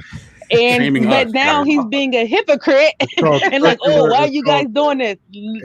Literally, every time he comes, even when we in other people's chat, he does the same thing. He don't come to bring no sources, none of that. But he always got stuff he want to say. I'm amazed that again, everybody tonight has had audacity. And so fresh, so clean, your audacity is just as bad as theirs. Man, You go ahead, you keep doing what you do. You bring up rationalization, right? But your worldview can't anchor rationality. Mm-hmm. So you don't even have a reason to be rational. We do. You do not. I find it it's circular reasoning to say here comes the rationalizations. It means it's mean to publicly bash people, yet and still say that we're mean-spirited and mean for calling out people. Isn't that bashing? Yeah, isn't that the same, the very thing? Yeah. Yeah, he's a hypocrite. And I was going to address this later. I'm going to address it now. Do it. Because right. so when he's on Sonetta, right? He was on Sonetta. He was talking all this craziness about we follow fairy tales and we don't know what's going on, you know, while you're having this bromance with your master teacher, right? Right?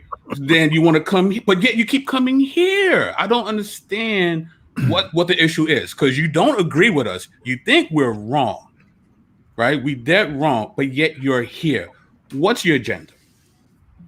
Just come out. What do you want to come out of this?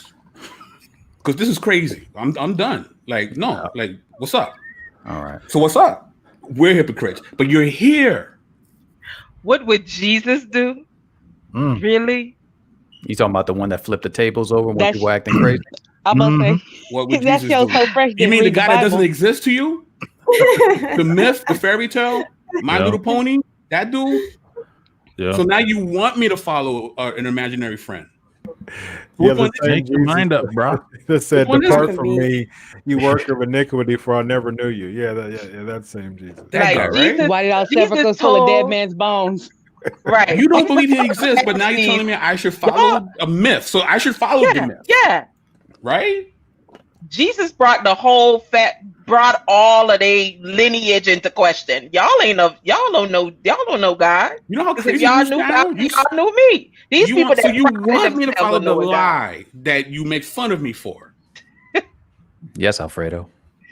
No. Flip a table, Alfredo. Flip a table so he can I'm see you about like to. Jesus. I'm about. Listen, because Wait, I'm done. You on man. Sonetta channel saying, delete the people that are being contentious, and yet Here we are. He sure did say that. And we got receipts. So sure say you're did. lying. Say we're lying. Say we're lying. So you did say that. Say you're lying. We got receipts. Please say you're lying. Please say you're week after week. We got He's like- receipts. He's like, boot these people out. He sure Kick them did. out. Everyone who's being He still ain't said had it. no You like sources it, either though. on Sonetta's channel. Ain't had no sources there either. What he had was a big bromance for this dude. That's what he had. Yeah. Oh, Shaka. Oh, so you're so mean-spirited. Every week you have a different target. No, we have different topics, not targets. Yeah. No one here claims to be holy. Did Michelle say, "Oh, That's how he was acting. He literally was like, if we could emote his messages in the live chat, goodness. that's exactly what it was. It was You're like, utterly ridiculous. The master it's a teacher. fairy tale, but then when we press you, I should follow the fairy tale. You sound crazy right now. Just in case anybody wants to know, we're using the latrine for his worldview. Basically, right? Facts. Making that clear. Facts. As we're speaking. Shots fired. Under construction. Your mere presence in this chat is a self-refutation to everything you believe. You showing up here, your mere presence refutes everything you say. Be in the world, but not of the world. Every week. You don't even understand the things Now that you're quoting scripture that you don't believe in. Hypocrisy. But here's the thing, though, we are not of the world, which is why we condemn John Gray for sleeping with women, not his wife. That's, I mean, you proved our point. We're not in the world. That's why it's not okay. Condemns that. Even the world says that's not okay. The world says that. And but this is not the Bible is written to enslave us, right? So you're quoting scripture that's been used to enslave me. Are you the white man so first so clean? He's trying to. Well, he was an atheist, so. Are you Dwight? I don't even know if he's an atheist anymore because the way he was just regaling Shaka's goodness, I don't the know. pom poms were definitely in effect that day, boy. I don't know what. I don't know. I'm leaning to this comedic atheism type route. Michelle's I'm killing leaning me, man. with this right here.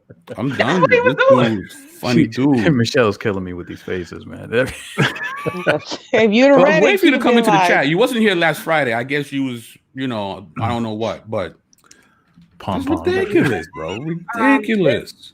Go is call not your God. Maybe he's using the bathroom. Where's your God at now? So fresh, so clean. Word. Now, so I'm not even gonna do it. I'm not even gonna do it. I'm not gonna do it. You gonna do it? No, I'm not gonna do it. Do it for the vine. Do it. No. Flip the table, Alfredo. Flip the Man, table. you don't know how close I am. He told you to be like Jesus. He ain't gonna do it. Yeah, never mind. Anyway, I can't. That's so with all right. that out the way for now, let's continue. So beautiful segue. Wait, Ty was going to say sorry. something. That's all right. No, I was just gonna say this is not gossip. Now I keep getting accused of this every time I call out somebody for doing something stupid online. But if somebody does something publicly and there's evidence and they admit to it, that is not gossip. Gossip insinuates that it's just hearsay. It hasn't been proven. But if there's factual evidence, it's not gossip. It's just reporting. That's all. especially when the person who did the deed actually confessed to it on YouTube. Yeah. So what are you talking about? Yeah, I want to hear some Dr. Detroit stuff. I haven't heard from him like almost all night. Man, y'all been killing it, man. It's like ain't much for me to say. He's loading the chamber. Don't take his silence. Right, exactly. Sharpening his knife. Do it. And I have to give a shout out to Chris because I had a question and he was very gracious to help me with my question that I had and gave me a lot of clarity. So I appreciate that because I can pop off and I could have popped off, but I didn't. I was like, let me make sure I'm not misunderstanding someone's point as opposed to just like they were not learned. That's the nice way I can say it. Right. But they were not. But I've heard what they said a couple of times. So to not misrepresent them, Chris did help me. So I appreciate that, Chris. There you go, Michelle. Opposite way of the screen, fist bump. Yeah. On a much lighter note, but weirder note at the same time, Oakland PD raided this church and took all their drugs. Yeah. The Zydor Church is pushing back against the seizure of their religious sacraments. You've got to be kidding. I kid you not, sir. Religion means different things to different people. For the members of the Zydor Church of Ethnogenic Plants in Oakland, it means communing with God through a fog of cannabis smoke and hallucinogenic mushrooms. Dave Hodges leads the unconventional church, preaching in a pot leaf padded robe, while his congregation of up to 100 parishioners gather every Sunday at 4:20 p.m. and smokes communal joints. Hodges elaborates on the teachings of Terence McKenna and shares spiritual experiences he's had while taking up to 30 grams of mushrooms at once, 10 times a typical dose, and enough to make even the most fervent atheists see heavenly beings. After only a year of existence, the church has swelled to include 20,000 members who come not only to hear Hodges speak, but purchase psychedelic mushrooms and cannabis from the church for home consumption. Quote, one of the things I talk about in my sermons is my most spiritual experience, says Hodges. I saw heaven. I saw hell. I saw all the dimensions in between. And I was sucked up through all these places and landed in a place where there was nothing. It was just all white. And I experienced the perspective of God. From there, the trip turned more cerebral. You got deep, y'all.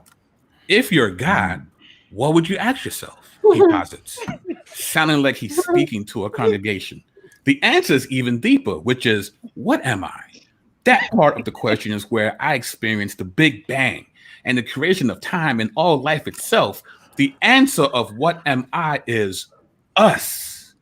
God created everything to understand itself. When it comes to other religions, that's pretty much a core teaching of all of them, that we are all one. And that's a better picture of his Did you really have to cut him out? You know what I mean? Look, he's all dressed up for Dino's birthday. He's got on his favorite color. Oh no. He got on green for Dino's birthday. What is higher? What is learn? Learner. What is learning?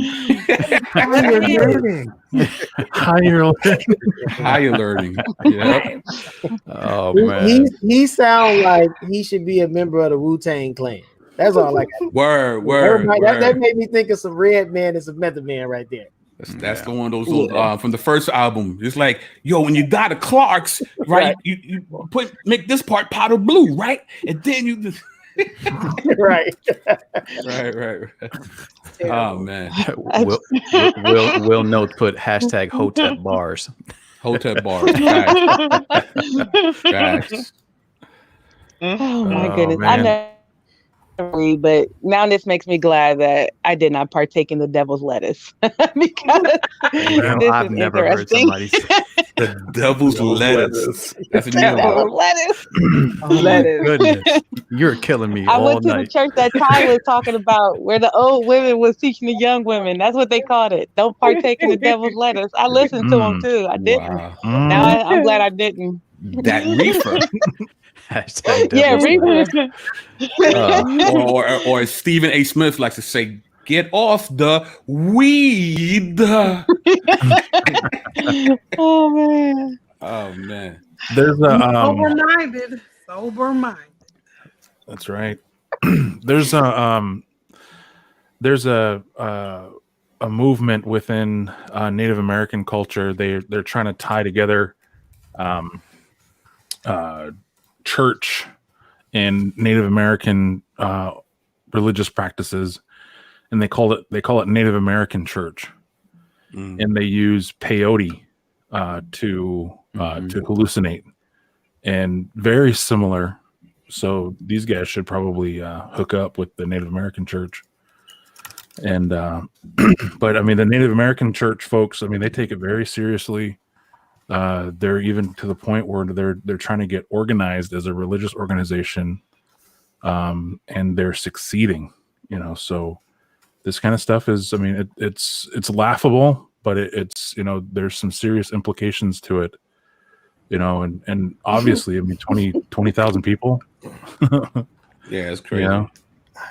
So listen, don't listen. Be respectful, because a block party might really just spring up right now. So please, because I still don't understand why you're here, because you made it very clear what you think of us over in Sonetta's platform. So for you to say all that about us, mind you, we're in the chat with you, and we got the screenshots. So can you explain why you're here after all that? I don't understand. Unless you're the one that wants to be belligerent. That's right. That's how it's coming across to me. So why are you here? I'm gonna give you a second. Why are you here? Why are you here?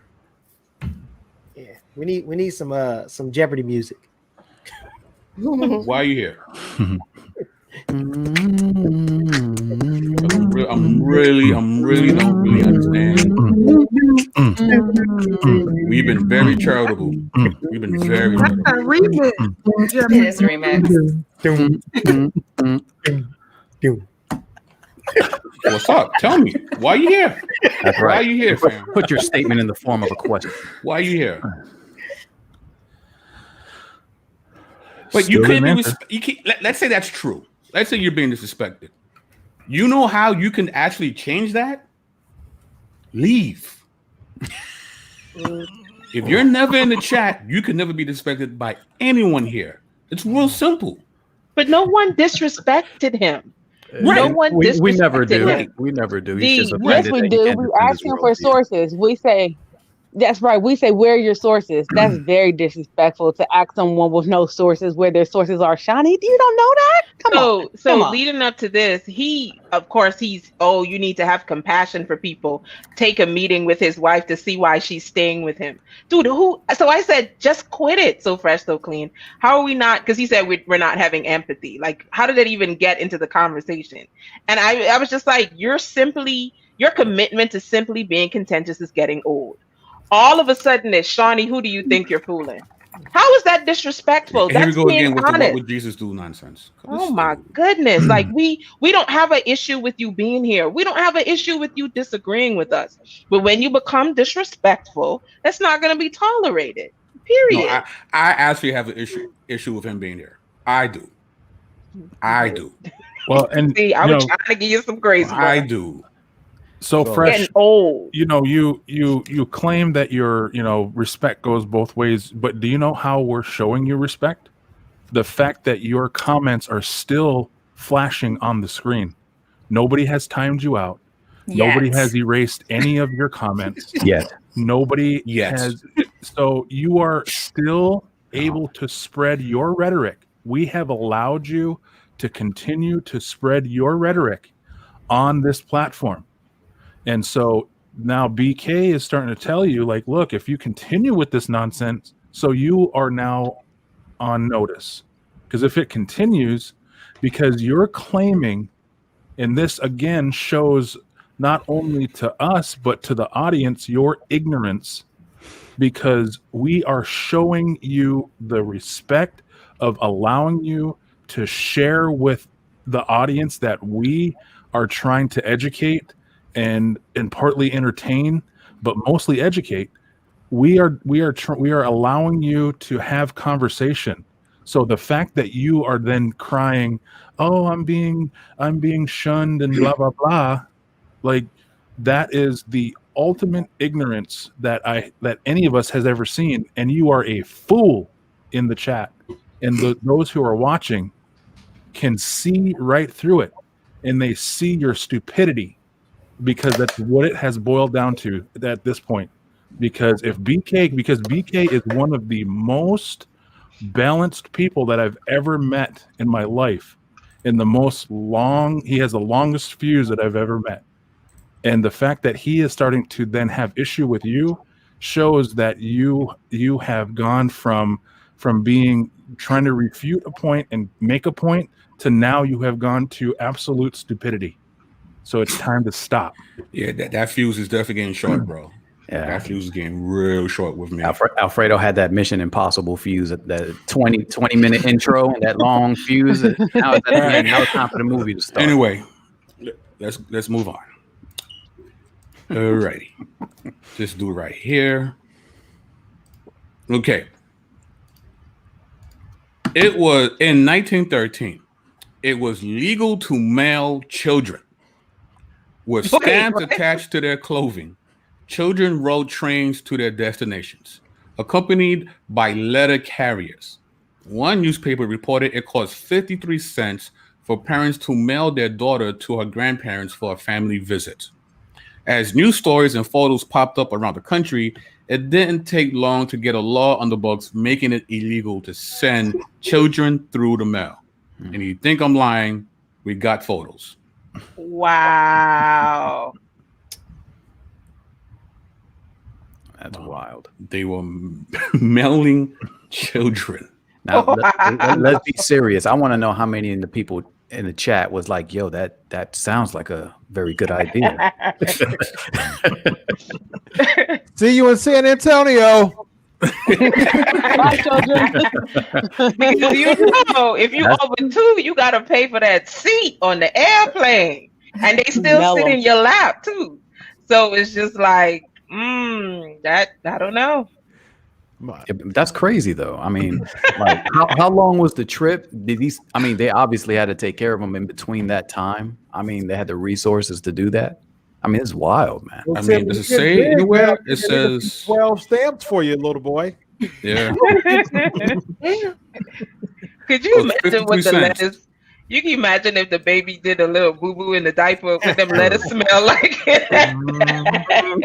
Well, actually, I think that was specifically just for the child. I don't think they put lettuce with the kid. I don't think. I hope not.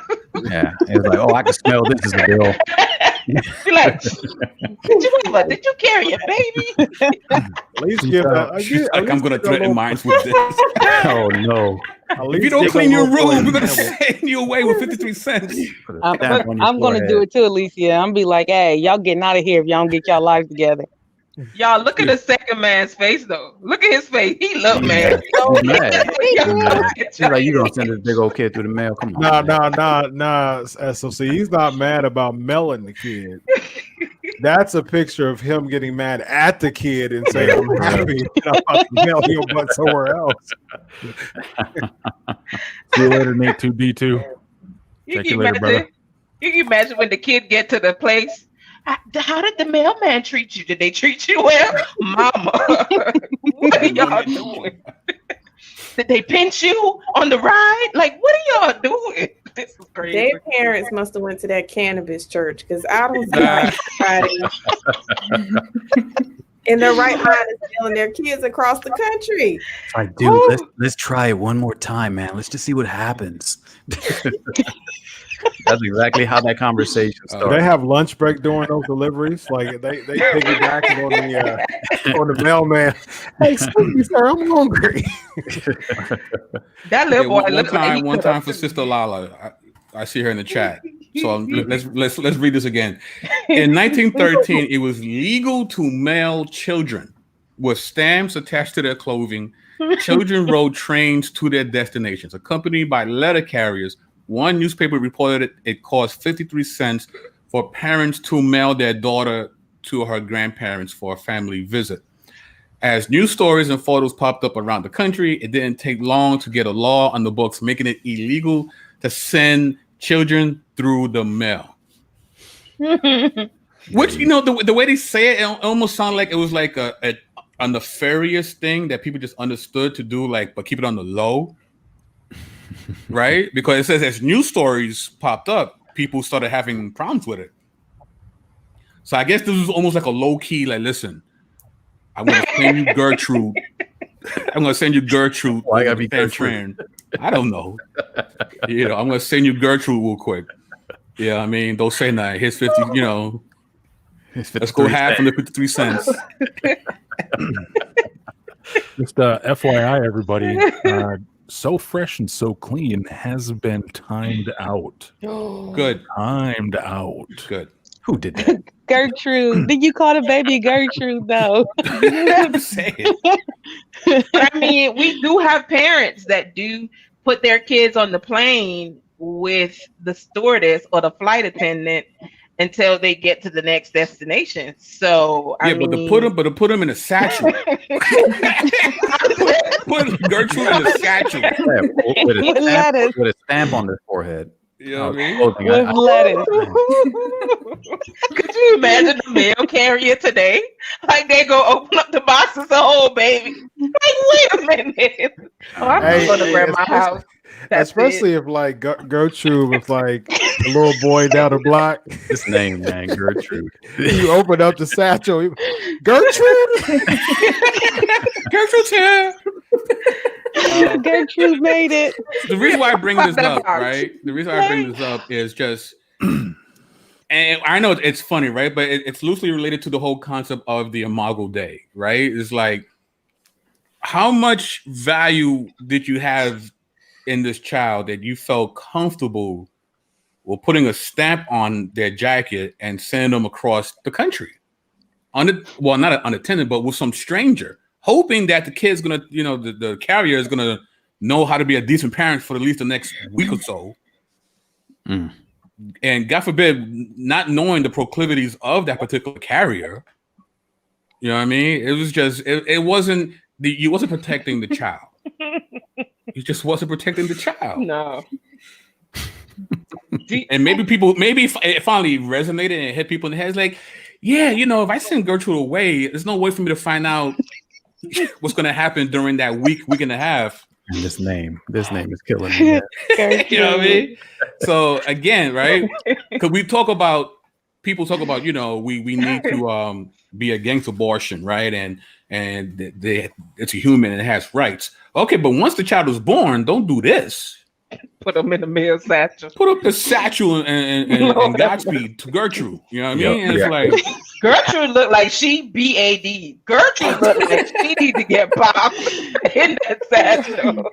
She looked like she gave that man the business. Word, go DPS, fam. I'm like, this is how we treat children. You know what I mean? And honestly, the world hasn't done much better. When we hear, of people, taking children, and a few weeks ago we talked about, they found 38 missing kids, right? And it's like, we don't value children. Yeah. We just don't. Yeah.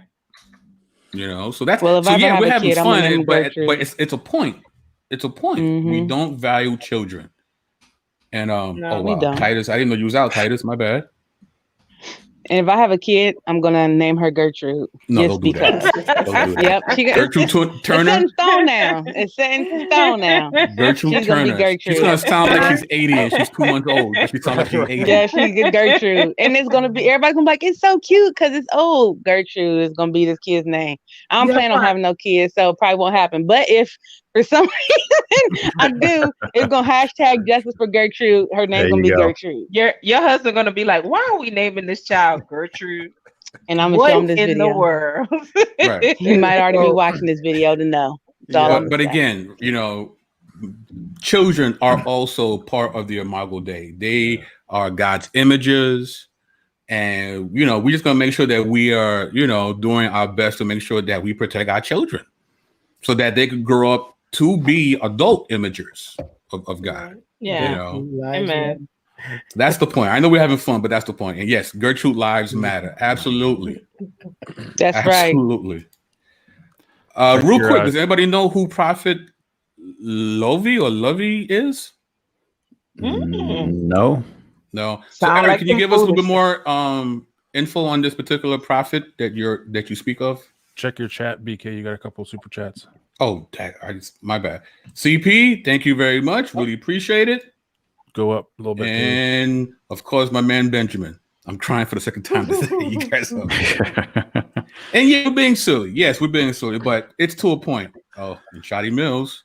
Thank you. Justice for Gertrude and all the babies out there. Facts. There you go. Facts. No, from that picture, Gertrude is Gertrude now. Like probably 93 years old. Yeah, it's official. It's official. Gertrude looked like she was cutting up in that little satchel. That's all I'm gonna say. Crazy. But anyway, she had a contact high. Let's leave Gertrude alone and let's talk about nose jobs, facelift, and Botox. Demand for plastic surgery and cosmetic procedures soared during COVID-19. Demand for plastic surgery and non-surgical cosmetic procedures have soared during the COVID-19 pandemic as people take advantage of the extra time at home to recover. While her clinic closed at the end of March, Calgary facial surgeon Christina Zachary started doing virtual consultations and was surprised when the number of people seeking consultation shot up by 300%. Okay, let me go back to that. We'll do that in a minute. So, thank you for that. Yes, shout out to Gertrude, no doubt. And thank you, Carly. Thank you for the. It's been a great pleasure hanging. Thank you. Definitely appreciate it. So, as Christians, right? We just talked about the Imago Dei, right? Oh wow, Lala. Your grandma's made. Listen, we're just having fun. No disrespect. No disrespect, Lala. So, yeah, but that wasn't her in the picture, so we're good. right. But just we'll throw it out there. So, we're talking about the Imago Dei, right? We're talking about, how important children are because they're also images of God. As a Christian, what should be the Christian take when it comes to plastic surgery? Is there any theological implications, or is just, hey, it's my body, I do what I want. If I want to change my nose, it's, is this a sin issue? Is it a wisdom issue? Like, what do you guys think? I think it's a wisdom issue, but it's also a deeper issue because I think the first question is why, right? I think we should be, why are you getting plastic surgery? Is it because if you're doing it to attract people to yourself, then that's an issue we have to deal with and we have to talk to you about it. If it's something, for example, like it's medical, some people have to get plastic surgery for medical issues. If somebody has lost a lot of weight and they're just trying to tighten their skin, that's okay. There's nothing wrong with that. But the thing is, I always say it's a conversation that has to be had if it falls out of the spectrum of if individuals are getting it to enhance their assets in a sense. So that way, they're trying to attract people or trying to become more beautiful. That's a deeper issue, and that has to be dealt with first before we can even get to whether it's wrong to get plastic surgery. So we have to deal with why. When it comes to a pride thing, not, if it's medical and it's necessary, then that's fine. But I think we have to definitely have conversations about that and find out the deeper implications and why this person is getting surgery. Psychologically, I'm not a fan of it because here's the thing. I think when someone gets plastic surgery at 25 and then they're now 45 and their identity's in that surgery, now they're depressed again because the surgery has no longer become effective a lot of times. So I'm not a fan of it, and I think it just people shouldn't brace their identity based on getting a new something, you know what I mean? Because wonder if someone break that nose, you know what I mean, or something like that, or you fall or something. And I think just from a biblical standpoint, there's not theological implications, so to speak, but there are theological references as far as not adorning yourself. 1 Peter 3 talks about that. 1 Timothy 2 talks about that. I think that there's importance of not doing that from a sense of identity. Now, of course, makeup and lipstick and stuff like that. I'm not one of those old school, apostolic churches or anything like that. But I think it should be for the purposes of enhancing the beauty that's already in you, not creating a new identity or changing an identity or creating something that doesn't exist. It just enhance the beauty that's already in you. But here's some pushback to you, sir, from Terrell Collins. Do you ask women why they put weave in their hair? Some do it to be attractive. What do you say to that, sir? Do I ask women? Like when I'm talking to my clients, do I ask women? I don't think in a you put weave in your hair. I don't understand that question. Even weave wearing though can fall into that, right? So if why are you doing it? I know some women who, if they don't have weave in, they want to break down, like they can't function. It's not my dog. I don't have a dog. Your dog don't like weave. He's on the ground. I think when it comes to anything, right? So even if it comes to makeup, like why are you doing it? And if the reason why you're doing it is rooted in this thing is now become your identity, then we have some questions. But I want to talk about it from another perspective, which I agree with my brothers on, but I'm just talking about the health perspective, the medical risk that you undertake when you go have surgery. There is risk here, people. One thing is I had surgery before on my left leg. I broke my leg and I had to get a rod and 4 pins in my leg, and it's there today. My leg has never been the same. I don't care. It works. I can walk on it. I can function, but my leg has never been the same. And it's very different from the leg that hasn't had the surgery on it. So you have that issue to deal with, that when they go and put something foreign in your body, or they go and correct your body, that your body is going to be different. The other thing is, when you're in surgery, you can literally die. Like, these people are sedating you.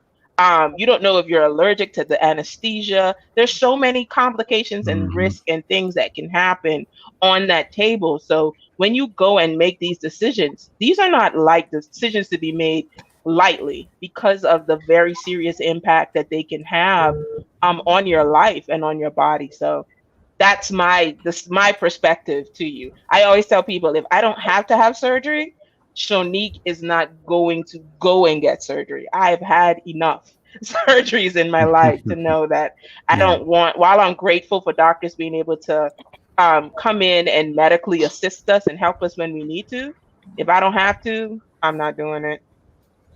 It's a lot of risk there. Yeah, not only that, I think it's the timing. There was, like, during COVID, if they actually like surveyed people like they survey the census, there would be people who would attest that they fell into some form of depression, whether severe or mild. So then you're in a depression, and then you make like a crazy decision of, like, I want to do something drastic to my appearance. For me, it's the timing, because you put explicitly during COVID, like during strange. I think that Dana, I think that's just, they like, I'm gonna be stuck at home anyway. I might as well. That's what I'm saying. I'm gonna be stuck at home. That was more practical. Right. When you get these surgeries, you can't, like, for example, I know someone that had a tummy tuck. That thing, like, it literally drains fluid out of your body. You can't go nowhere for a while, right? It's not like you're gonna be up in people's face with a tummy tuck or any type of surgery. So why not? Everything shut down. You can't go nowhere. So I'm gonna take that time to heal. When I emerge from this quarantine, I'm gonna look fly coming out of people probably Phil Fox is killing me over here. they don't get to take time off from work, like not as much time off from work, because you're working from home. So you could be working from home in the bed recovering. Look fly after COVID. And I mean, when I was younger, I was going to get rhinoplasty, which is a nose job. And I have my dad's nose, and my dad was so offended at the fact that I would get a nose job, and he gave me this nose, and it made me feel bad. He was like, I mean, I look more like my mom. He was like, the couple things I gave you is what you want to change. He didn't appreciate it. Like, he talked about me so bad for 2 weeks straight. I was like, never mind. But now that I'm older, I appreciate him stopping me from getting a nose job, because I grew into it, and now I like the way it looks on my face. I don't think my face will be balanced if I had gotten a nose job, because I was like 23, 24, and I was trying to get any pay for it too. It just went downhill real fast.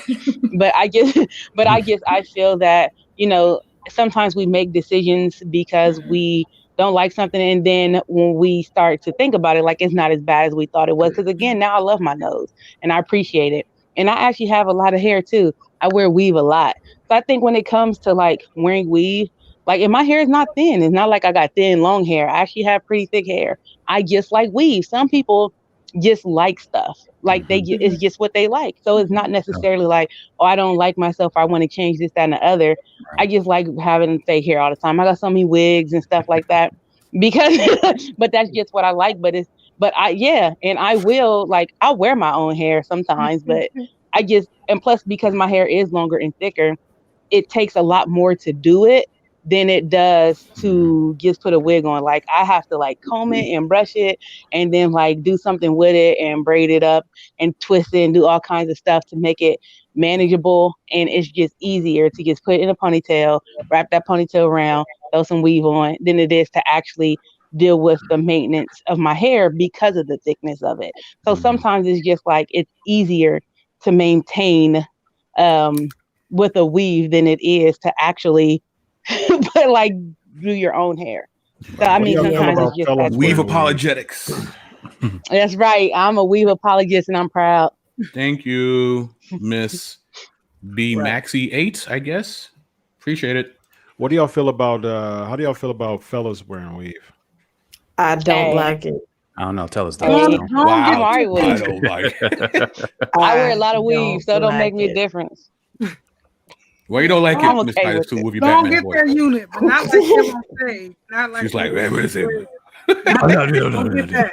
I don't like it. I just feel like if I'm dating somebody, I would prefer to know what you look like without hair now. Because if it's already starting to go, like it's not going to get much better. I might as well just go ahead and just accept who you are without the hair. Don't lie to me, fam. Don't lie to me.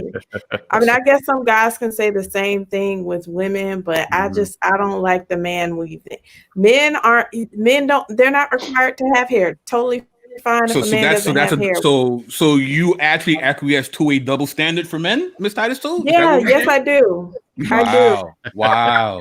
They don't have the same beauty standard. A woman with no hair, and I'm not saying it's wrong for a woman to not have hair. I'm just saying the standard is different. It is what it is. Titus, like as long as he show up at the door with some McDonald's fries, we good. That's what it matters. We good.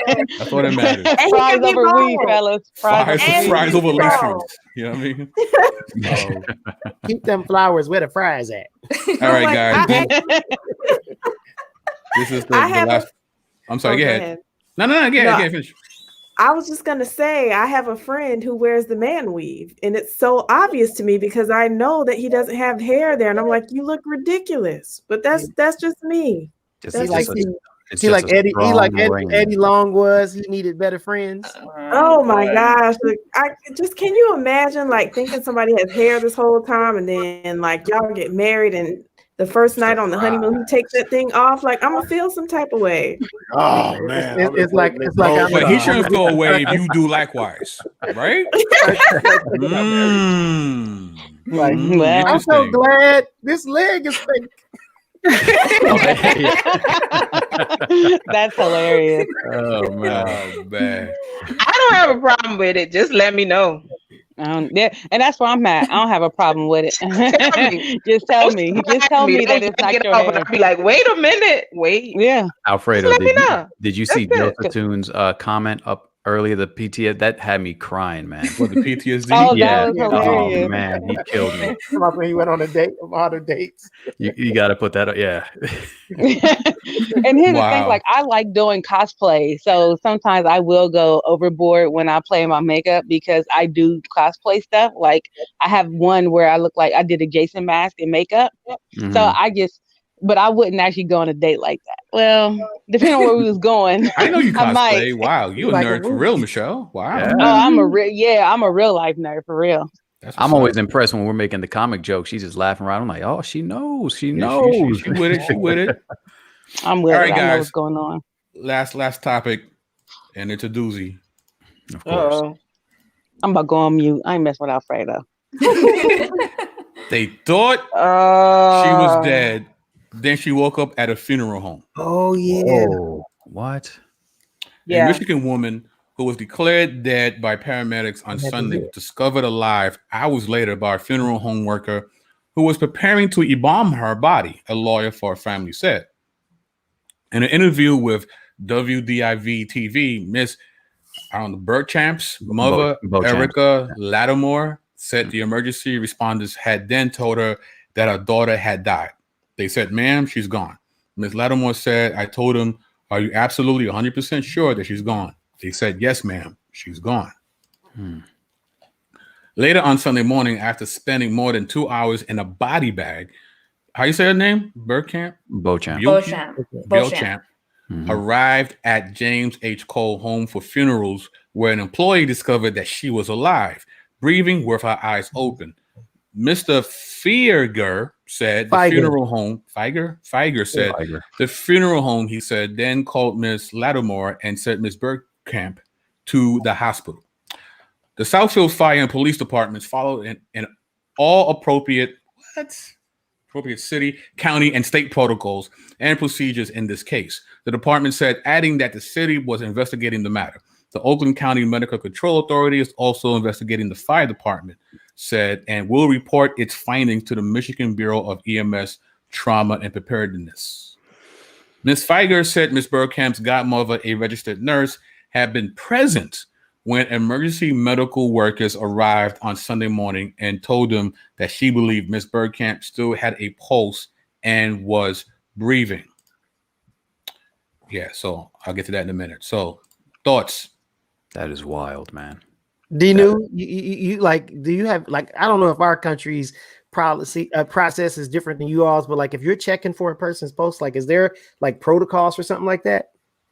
Oh yeah, there's absolutely protocols. I'm actually interested in what you guys have to say, and then I'll chime in if that's okay. No, that's not okay. No, I'm just kidding. I just can't imagine what this family has gone through. Like to think that, you know, your loved one has passed and then think about the idea that they were going to be buried alive or embalmed alive. Mm-hmm. Well, hopefully the funeral home would have caught it. Well, actually they did catch it before it got to that point, but it's just scary to me that it could even get there. Like, what if she had been buried alive? That's ooh. I feel bad for her family, but I'm glad that she's okay. But it's like, okay, what if this happens again? Like, are they really going to trust that? Do y'all get what I'm saying? Is that a bad thing to say? I'm sorry. It makes sense, but I'm thinking of it more of like, praise God. Like if that would be, I would be like, what in the world is going on? But I would be more celebratory of like, you know, my daughter isn't dead. You know what I mean? So I definitely understand from a standpoint of, you know, it could have been too late, you know, but in this case, it wasn't too late. So when BK was reading this, I was thinking of it from more of an eerily celebratory standpoint. Right. And then you have to ask, how long did they work on her before they called the time of death? Because that could play a factor in it too. Because if it was like maybe they was working on her for a couple minutes and was like, oh, well, no, she's dead, as opposed to them working on her for like 15, 20 minutes and then thinking she was dead, that would make a difference in my mind as well. But I'm with Chris, you know, I would celebrate it as well that she was still alive as opposed to her actually being dead and that they caught it before they embalmed her. They got to check her vitals, multiple vitals. It's not just, oh, no, that's it. You know, you got to check pulse oximeter. You got to just check everything. But they skipped some steps. That's what I'm going to say. They skipped some steps. They rushed to judgment too quickly. And so they didn't check all vital signs. That's scary. Okay. Yeah. So, okay. I'm surprised. No, you go. Go ahead.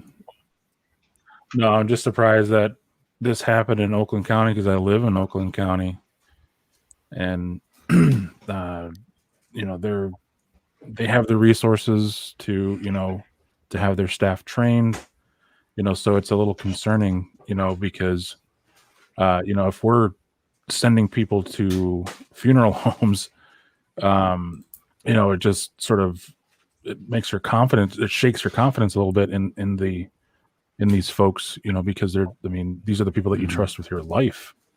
And so, yeah, it's surprising that it happened here. You hear all the stuff about Detroit and all that stuff, but yeah, it's just, these types of things are just, unfortunately they happen. And I'm sure, this isn't the only time, but it's still in this day and age with all the technology we have, it just boggles your mind that this happens. Real quick, Oakland County is like Los Angeles, Orange County. It's a very wealthy county. It's where Eminem. It's where the CEOs and executives of Ford and all of the world headquarters of Fortune 500 companies that live here. They live in Oakland County, but Southfield is the bordering city of one of the bordering cities of Detroit. So it's on the southern end of Oakland County, and it's a predominantly African American, or it's got a significant African American population on that side of town. So once again, coincidence? Yeah, I think not. Yeah, and then part of that, people always talk about the two Detroits. Miss B Maxey put on there. Oakland County is one of the richest counties in the country, and it's butted up right next to one of the poorest counties in the country. and it's unbelievable. So yeah, it is it's crazy how just things like putting in in the middle of the city, just putting in an interstate, how it affects an entire city. But yeah, so I hear you, Chris. That's a valid point. That interstate was a racist act. It's on record. It's not even. They actually got sued because it was they were intentionally doing displacing people in a poor community and trying to separate the wealthier people in Detroit from the ghettos with the freeway. So yeah, that's history. That's well documented. Wow. But I would say too, look at hold on, D-News. Look at the little girl. She has special needs though. She's clearly disabled of some sort. She almost looks like she has cerebral palsy. I think it says that. Yeah. But yeah, so that plays a factor in it too. How much dignity does somebody who's disabled have? Right. Okay, so for this story, it was very interesting to me when I first heard it, because obviously I can speak as someone who does the job. So so when you do calls like this, there's certain things that obviously there's protocols that you have to follow. The main thing, well, not the main thing, but the important thing that you do is you attach the patient to your cardiac monitor. Okay. The cardiac monitor measures your oxygen levels, it measures your vital signs. The important thing in a call like this is that it gives a readout of what your heart rhythm looks like. Okay. If you are dead, your heart rhythm the rhythm that you see on the monitor will look a certain way. Now, I have been on calls myself, like this, the article gave you a little bit more detail, but right there. Hi, Ashley. Hey, everybody. How you doing? Hello. Hi. Hi, Ashley. It's good seeing everybody. Good seeing Likewise. Okay, so the article said that they had been working on her for 30 minutes. I have been on calls for way longer than that.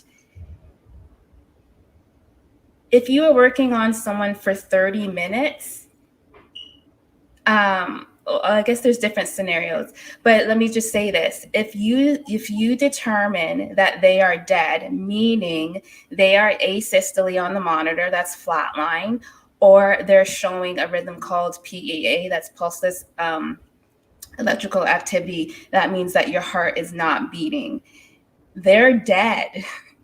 And your monitor will show that. You'll take a pulse at the neck. I saw someone in the live chat said that they should have checked for an area for more than one pulse. With all due respect, no. You check the carotid pulse because that's the highest pressure that's coming off of your heart. There's no reason for you to check any other pulse. It's going to be less pressure. You want to check the location that has the highest pressure. Okay. And then I don't know if the paramedics on scene were what level that they were, if they could give cardiac drugs, which are the same drugs that you would receive in an ER. Suffice to say that you don't pronounce unless these are paramedics who have no idea what they're doing, and it would be interesting to know how long that they had both been working, the level that they were at. But there's no way that you can be on scene for 30 minutes and not be able to determine if someone is vital signs absent. There's no way. Right. There's just no way. You just take it for someone who does the job. The article also said that there was a family member on scene who's a registered nurse, and she told them that there is a pulse. Another thing that you have to take into consideration is that it's a totally different scenario when it's your family member. Okay. Totally, you can be a doctor, you can be a nurse, you can be a top of the top medical professional who knows what you're doing, but let that patient be someone you know or a family member, it's a totally different story. And so I'm not saying that she isn't reliable, but I would say she isn't a reliable source at that time. It's her family member. And so and then also too, well, there was other stuff in the article that you didn't necessarily read, BK, so I won't talk about it. But I'm just saying that to be on scene with a patient and to go through your protocol. I don't know what their specific protocols. For our protocols, we are able to give 4 shocks if the rhythm is shockable. And if it's not shockable, you do CPR, 3 rounds of CPR. If someone's pulse isn't coming back after 3 rounds of CPR, it's not coming back. I'm being honest, it's not going to come back. Now, I don't discount the fact that God could have raised her up. I don't discount that at all. I don't discount the fact that she was, in fact, vital signs absent, and they put her in the body bag, and God brought her back to life. That is all the way possible. In my estimation, it's not possible to be on scene for 30 minutes with the patient and to not realize that they had a pulse or breathing, not with them on the cardiac monitor. The cardiac monitor, it doesn't lie. It doesn't lie.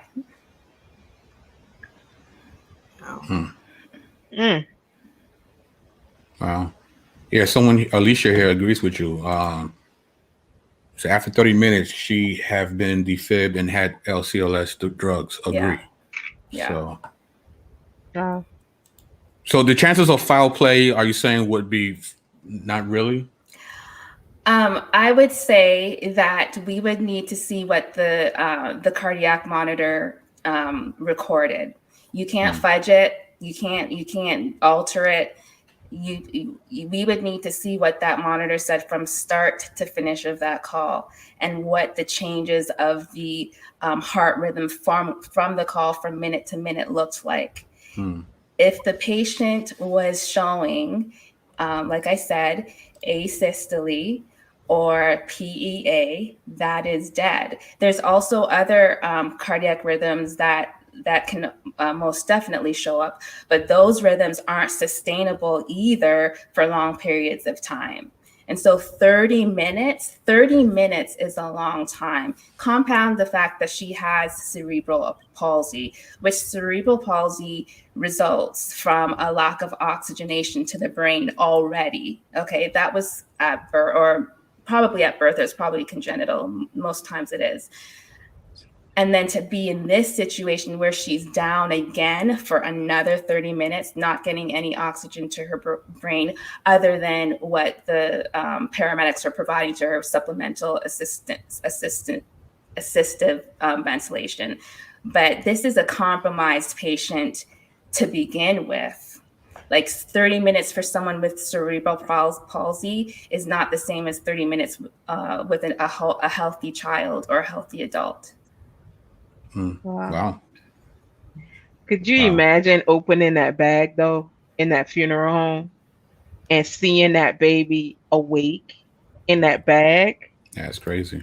It would have been a body next to her needing to be in my own bag. Like I couldn't imagine thinking that this girl, you know what I'm saying? Like you thinking this person, you about to take this person and begin to prepare to prepare them for burial, and the baby is awake.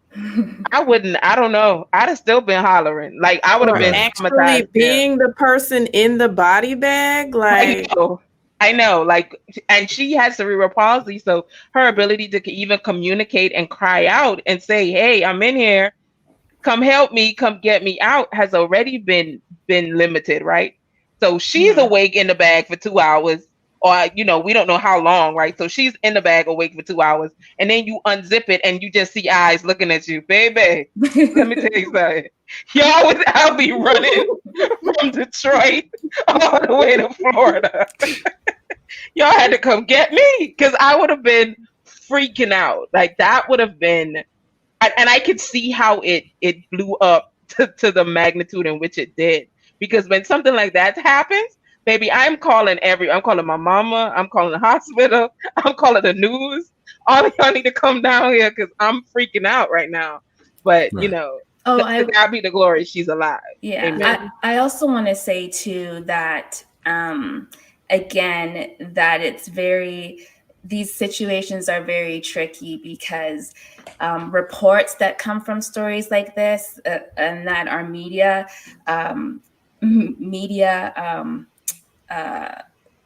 that come from the media, you have to be careful because the media says a lot of things. You know, I've been on calls myself where I've read about it the next day in the paper, or I heard a story on the radio and I'm like, that literally didn't happen. I was there. This didn't happen at all. So again, that's why I would default to something that can't lie, which is the monitor. The monitor is going to be gold in this case. Wow. Yeah. It reminded me of another medical phenomenon, which I'm sure you guys have seen before. Auto resuscitation, right, describes the return of spontaneous circulation after termination of resuscitation following cardiac arrest. We aim to identify phenomena that may lead to auto resuscitation and to provide guidance to reduce the likelihood of it occurring. Materials and methods, we conducted a literature search, Google Scholar, Medline, PubMed, and a scoping review according to Prisma SCR guidelines of auto resuscitation cases where patients undergoing CPR recovered circulation spontaneously after TOR with the following criteria. 1, CA from any cause. 2, CPR for any length of time. 3, a point was reached when it was felt that the patient had died. 4, staff declared the patient dead and stood back. No further interventions took place. 5, later vital signs were observed. Vital signs were sustained for more than a few seconds, such that staff had to resume active care. Now, the results of that criteria that they implemented for these cases, the results was 65 patients with ROSC after TOR were identified in 53 articles from 1982 through 2018. 28% made a full recovery. This is from the U.S. National Library of Medicine and National Institutes of Health. So these are people who were pronounced dead for some time and was able to come back. Just for clarity, I'll say, so that's ROSC. That's how you say that, return of spontaneous circulation, and Yes. TOR is termination of resuscitation. Right. So like that's not pseudoscience. Like this actually occurs. It's a phenomenon, right? That people will be pronounced dead, right? Now, whether or not they're dead for real or not, I guess you could argue that, but they're pronounced dead and they're back. So that's kind of wild. To me, I mean, that is, I could be wrong, but I would venture to say that is God bringing you back. Like once you're dead, you are literally dead. Yeah. You know, and I get this all the time as well. Like we'll go to a call and someone's dead, and like people will be like, family members will be like trying to get it. I'm like, they're dead. All I can do is try to get them back, so to speak. It's not me, it's God. But I'm trying to get them back. But right now, they're dead. No one on earth has any control over dead except God. Mm-hmm. Right. And he can cause a pulse to come back. Yeah. But we have actual data showing people who are dead coming back. So when people say Jesus, now obviously that's more of an extreme, right? We're talking 3 days, but still, the idea of a human being coming back from the dead isn't a scientific impossibility. Mm-hmm. The data says otherwise. That's right. Right? Well, I mean, you look at the you look at the part of the reasoning why God made it 3 days, right? Because in the Jewish culture, after 3 days, the soul leaves, and it's similar within my native culture. We wait, or actually, we have to bury on the 4th day, because that 4th day is when the soul is ready to travel to the happy hunting grounds, and so there's a ceremony that we conduct that this person ushers you into the next realm, and so it's a similar custom. Whereas the soul leaves this realm and goes on to the next. So that's I know it's a little bit off topic, but I mean the significance is still there. No, absolutely. So even more of a miracle for the Jewish mind, but also the time of the body. His body definitely still wasn't warm. He probably didn't have electrical impulses in his brain and in his firing and trying to trigger the heart and all that kind of stuff. All of that should have been gone. So what happened? But again, science tells us that the idea of someone coming back from the dead is possible. It's not frequent. And a lot of these people, when they do come back, they actually do die like a week later. That's why when they did the research, only 18% survived. Right? But even if they died 2 days later, the fact that they were considered dead, right? They ran the test, they were officially pronounced dead, and they came back. Yeah. No one says that's pseudoscience, that's wrong. No, that's hardcore data. So when people say, well, Jesus couldn't come back, I'm like, really? Because science will tell you otherwise. Now, again, 3 days is different than 20 minutes or an hour or so, obviously. Right. Yeah. But it's on the table now. Resurrection, as a scientific phenomenon, is on the table. And you can't say nothing. Shut on the table. It's on the table. Right? So, and wow, we went super long thanks to my detractor. But this was good. This was good. And I'm glad you guys are hanging in there. I'm glad the chat was hanging in there as well. And before we go, we always talk about, what's coming forth in our prospective platforms and such. So we will start with the infamous Miss Titus 2. Infamous. What's going on? Starting trouble out in these streets. I'm not that person, you guys. Oh man, you're talking to us, right? You're talking to us, right? Don't start trouble. According to that video with the epic ending. As the Dominicans say, Dike. She just brings issues. She brings issues to us. Trouble finds me. Ty Pock. Apocalypse now. You said Ty Pock. Apocalypse. Oh, that's hilarious. I like that. T-shirt. All eyes on me. Yeah. Speaking of trouble, I hope y'all caught my last video featuring the infamous Shotty Mills taking down the entire conscious community in one phone call. She's like, that ain't me up there. That wasn't me. That was definitely Shotty Mills. So a little background story. I'll keep this short because I know we're about to leave. Do you think? All right, so this is BK's fault, okay? Whoa, how's it? Wait.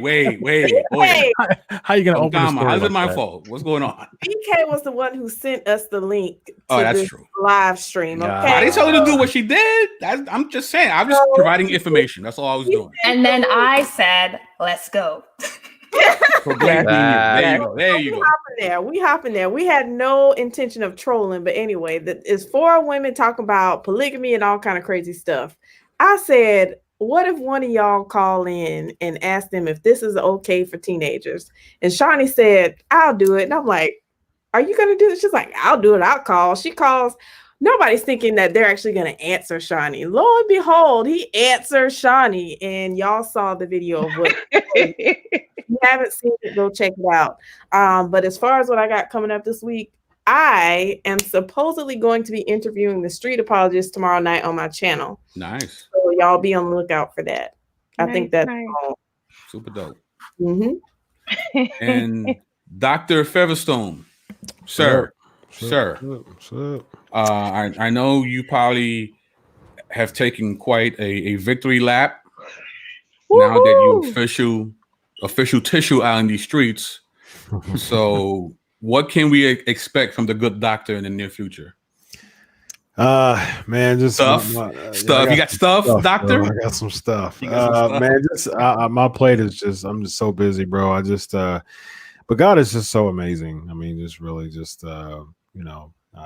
officially getting my degree conferred on Wednesday, and then literally a day later, I go back to the office and kind of like, hey, you know, I'm a doctor now. And so the owner of the entire company, which has, you know, hospitals and outpatient treatment facilities, takes me into his office. I've only been there for 7 months.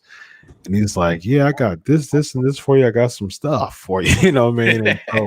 And so he literally created a whole entire new department. Wow. And I'm the coordinator of it. All right. And I mean the promotion is quite handsome.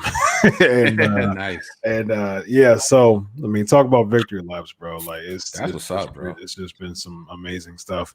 As far as my and the crazy thing is, man, I'm actually taking more classes right now in criminal justice and with the specialization in behavioral sciences.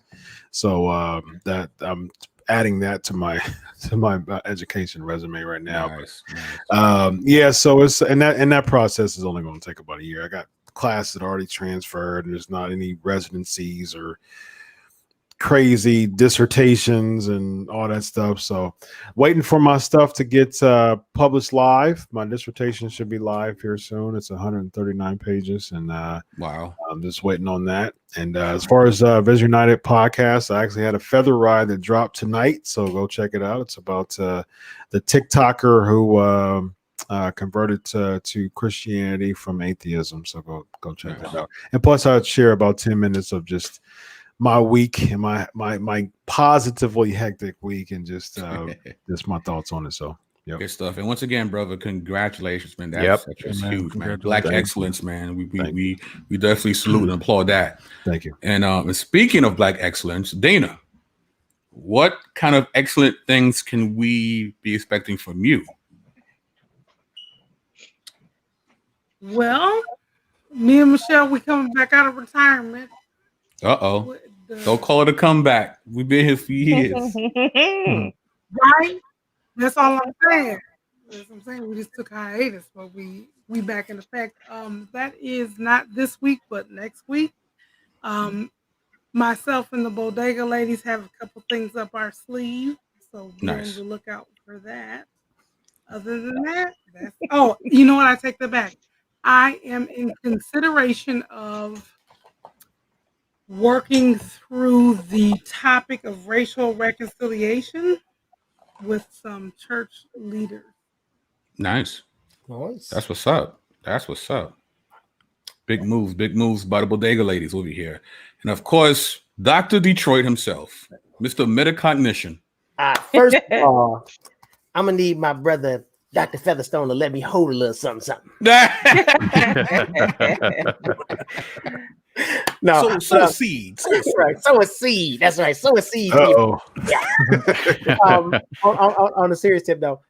So with the help of Adam Coleman, I have procured a dialogue. I'm not going to call it a debate. A dialogue with one Chris K-Dub on woke Christianity. So it was supposed to go down next Saturday, but that Adam had a conflict of schedule. I'm happy about it. Okay.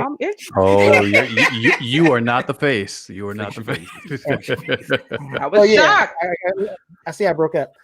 But yeah, so Adam helped procure a discussion with Chris K-Dub on woke Christianity. So that's going to be happening on his channel. With supposed to be next Saturday. It's going to be postponed because Adam had a conflict of interest, but it'll be within a week of next Saturday, maybe a day or two before, or a few days after, in the middle of the upcoming week.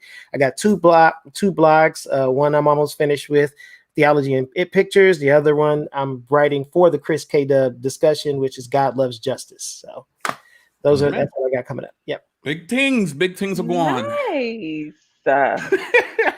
No.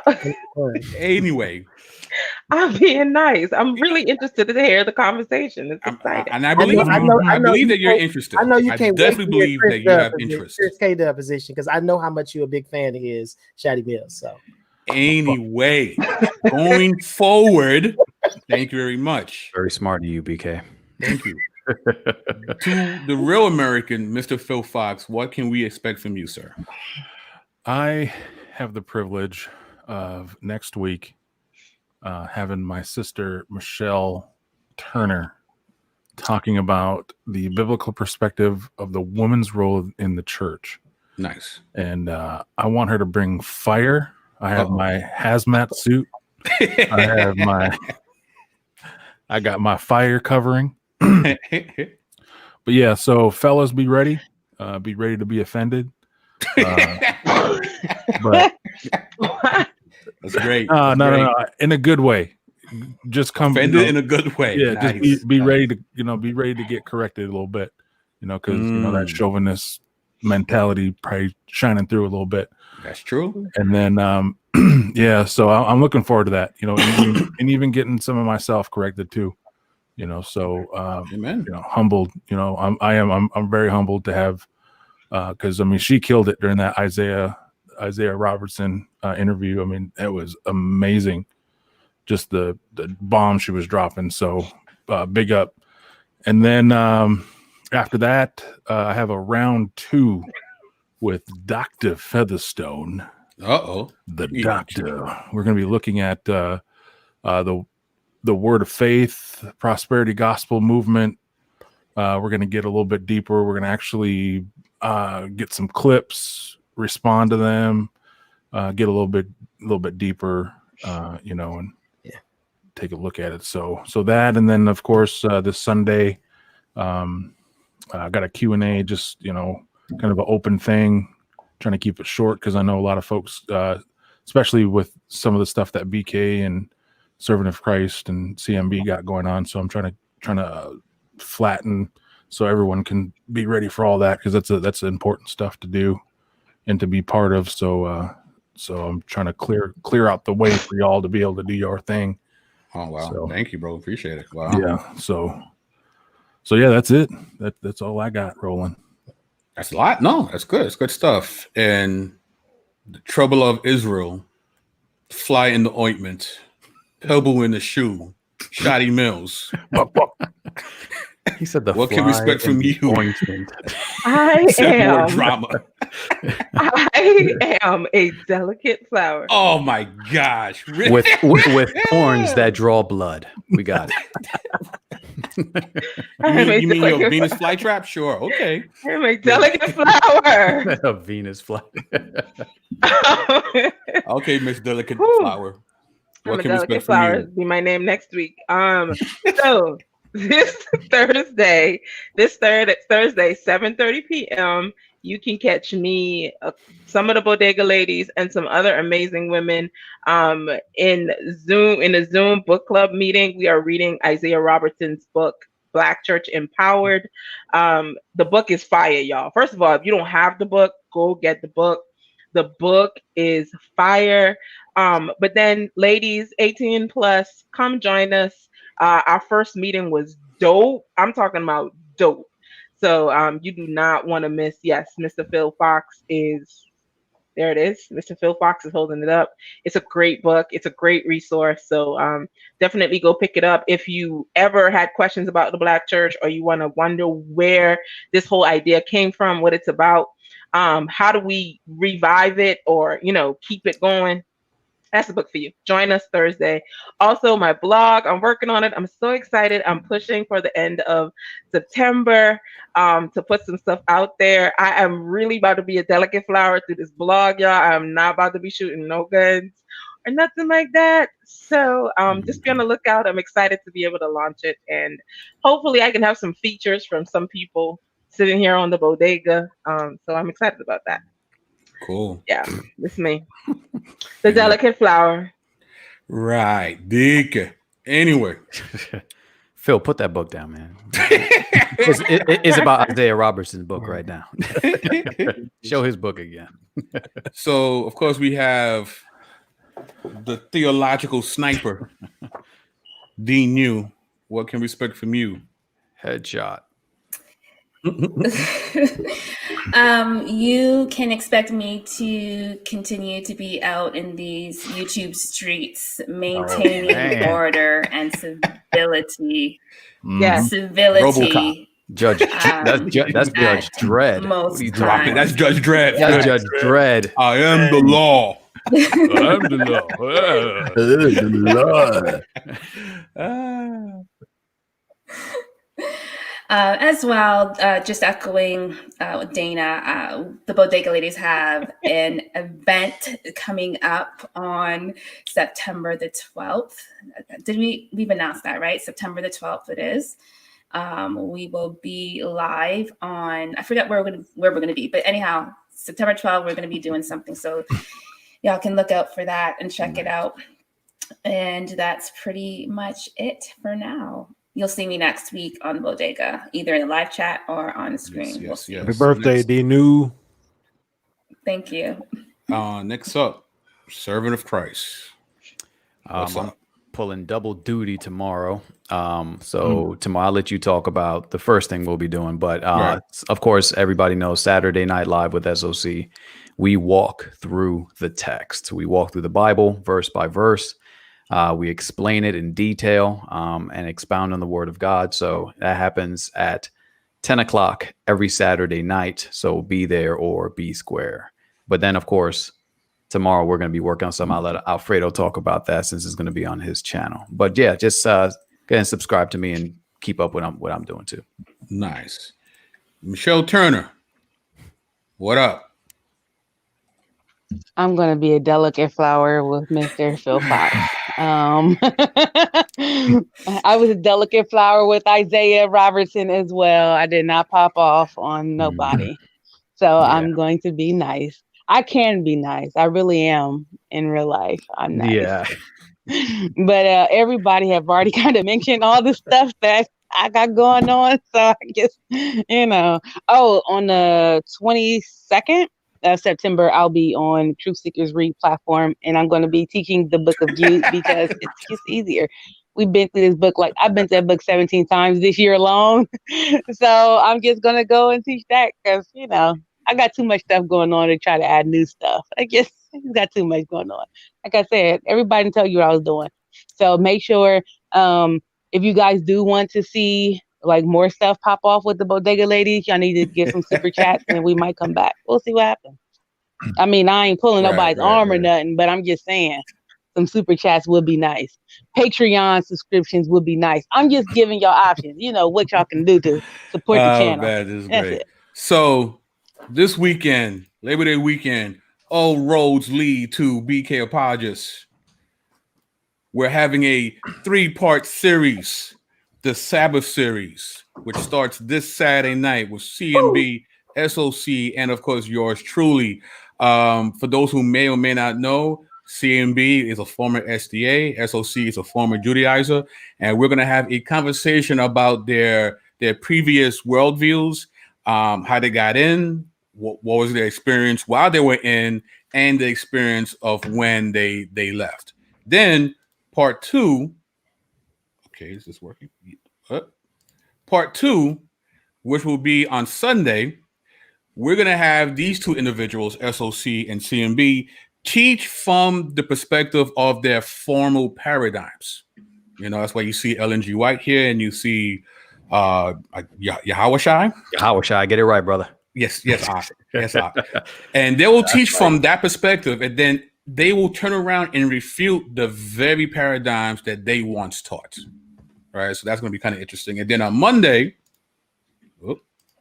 we have part 3 of the Sabbath series, which is the understanding, which we're going to get a deeper dive, and we're going to really nerd out about just the Sabbath and how it relates to, the ancient Near East. Right, so that would be on Monday. And then on Thursday, 12 noon, I'll be having a discussion with Dr. Daniel Darko of Gordon University in Boston, and we'll be talking about race relations in the book of Ephesians. That would be during the day, 12 noon Eastern Standard Time. So that's what's going on. So, So with that being said, any last words before we out of here, guys? Praise the Lord Jesus Christ for his greatness. Amen. Amen. That's a great way to go. So with that being said, it's Dr. Featherstone, Dana, Apologist in Detroit, Mr. Phil Fox, Shotty Mills, Dean Yu, Servant of Christ, Michelle Turner, and BK Apologist saying peace.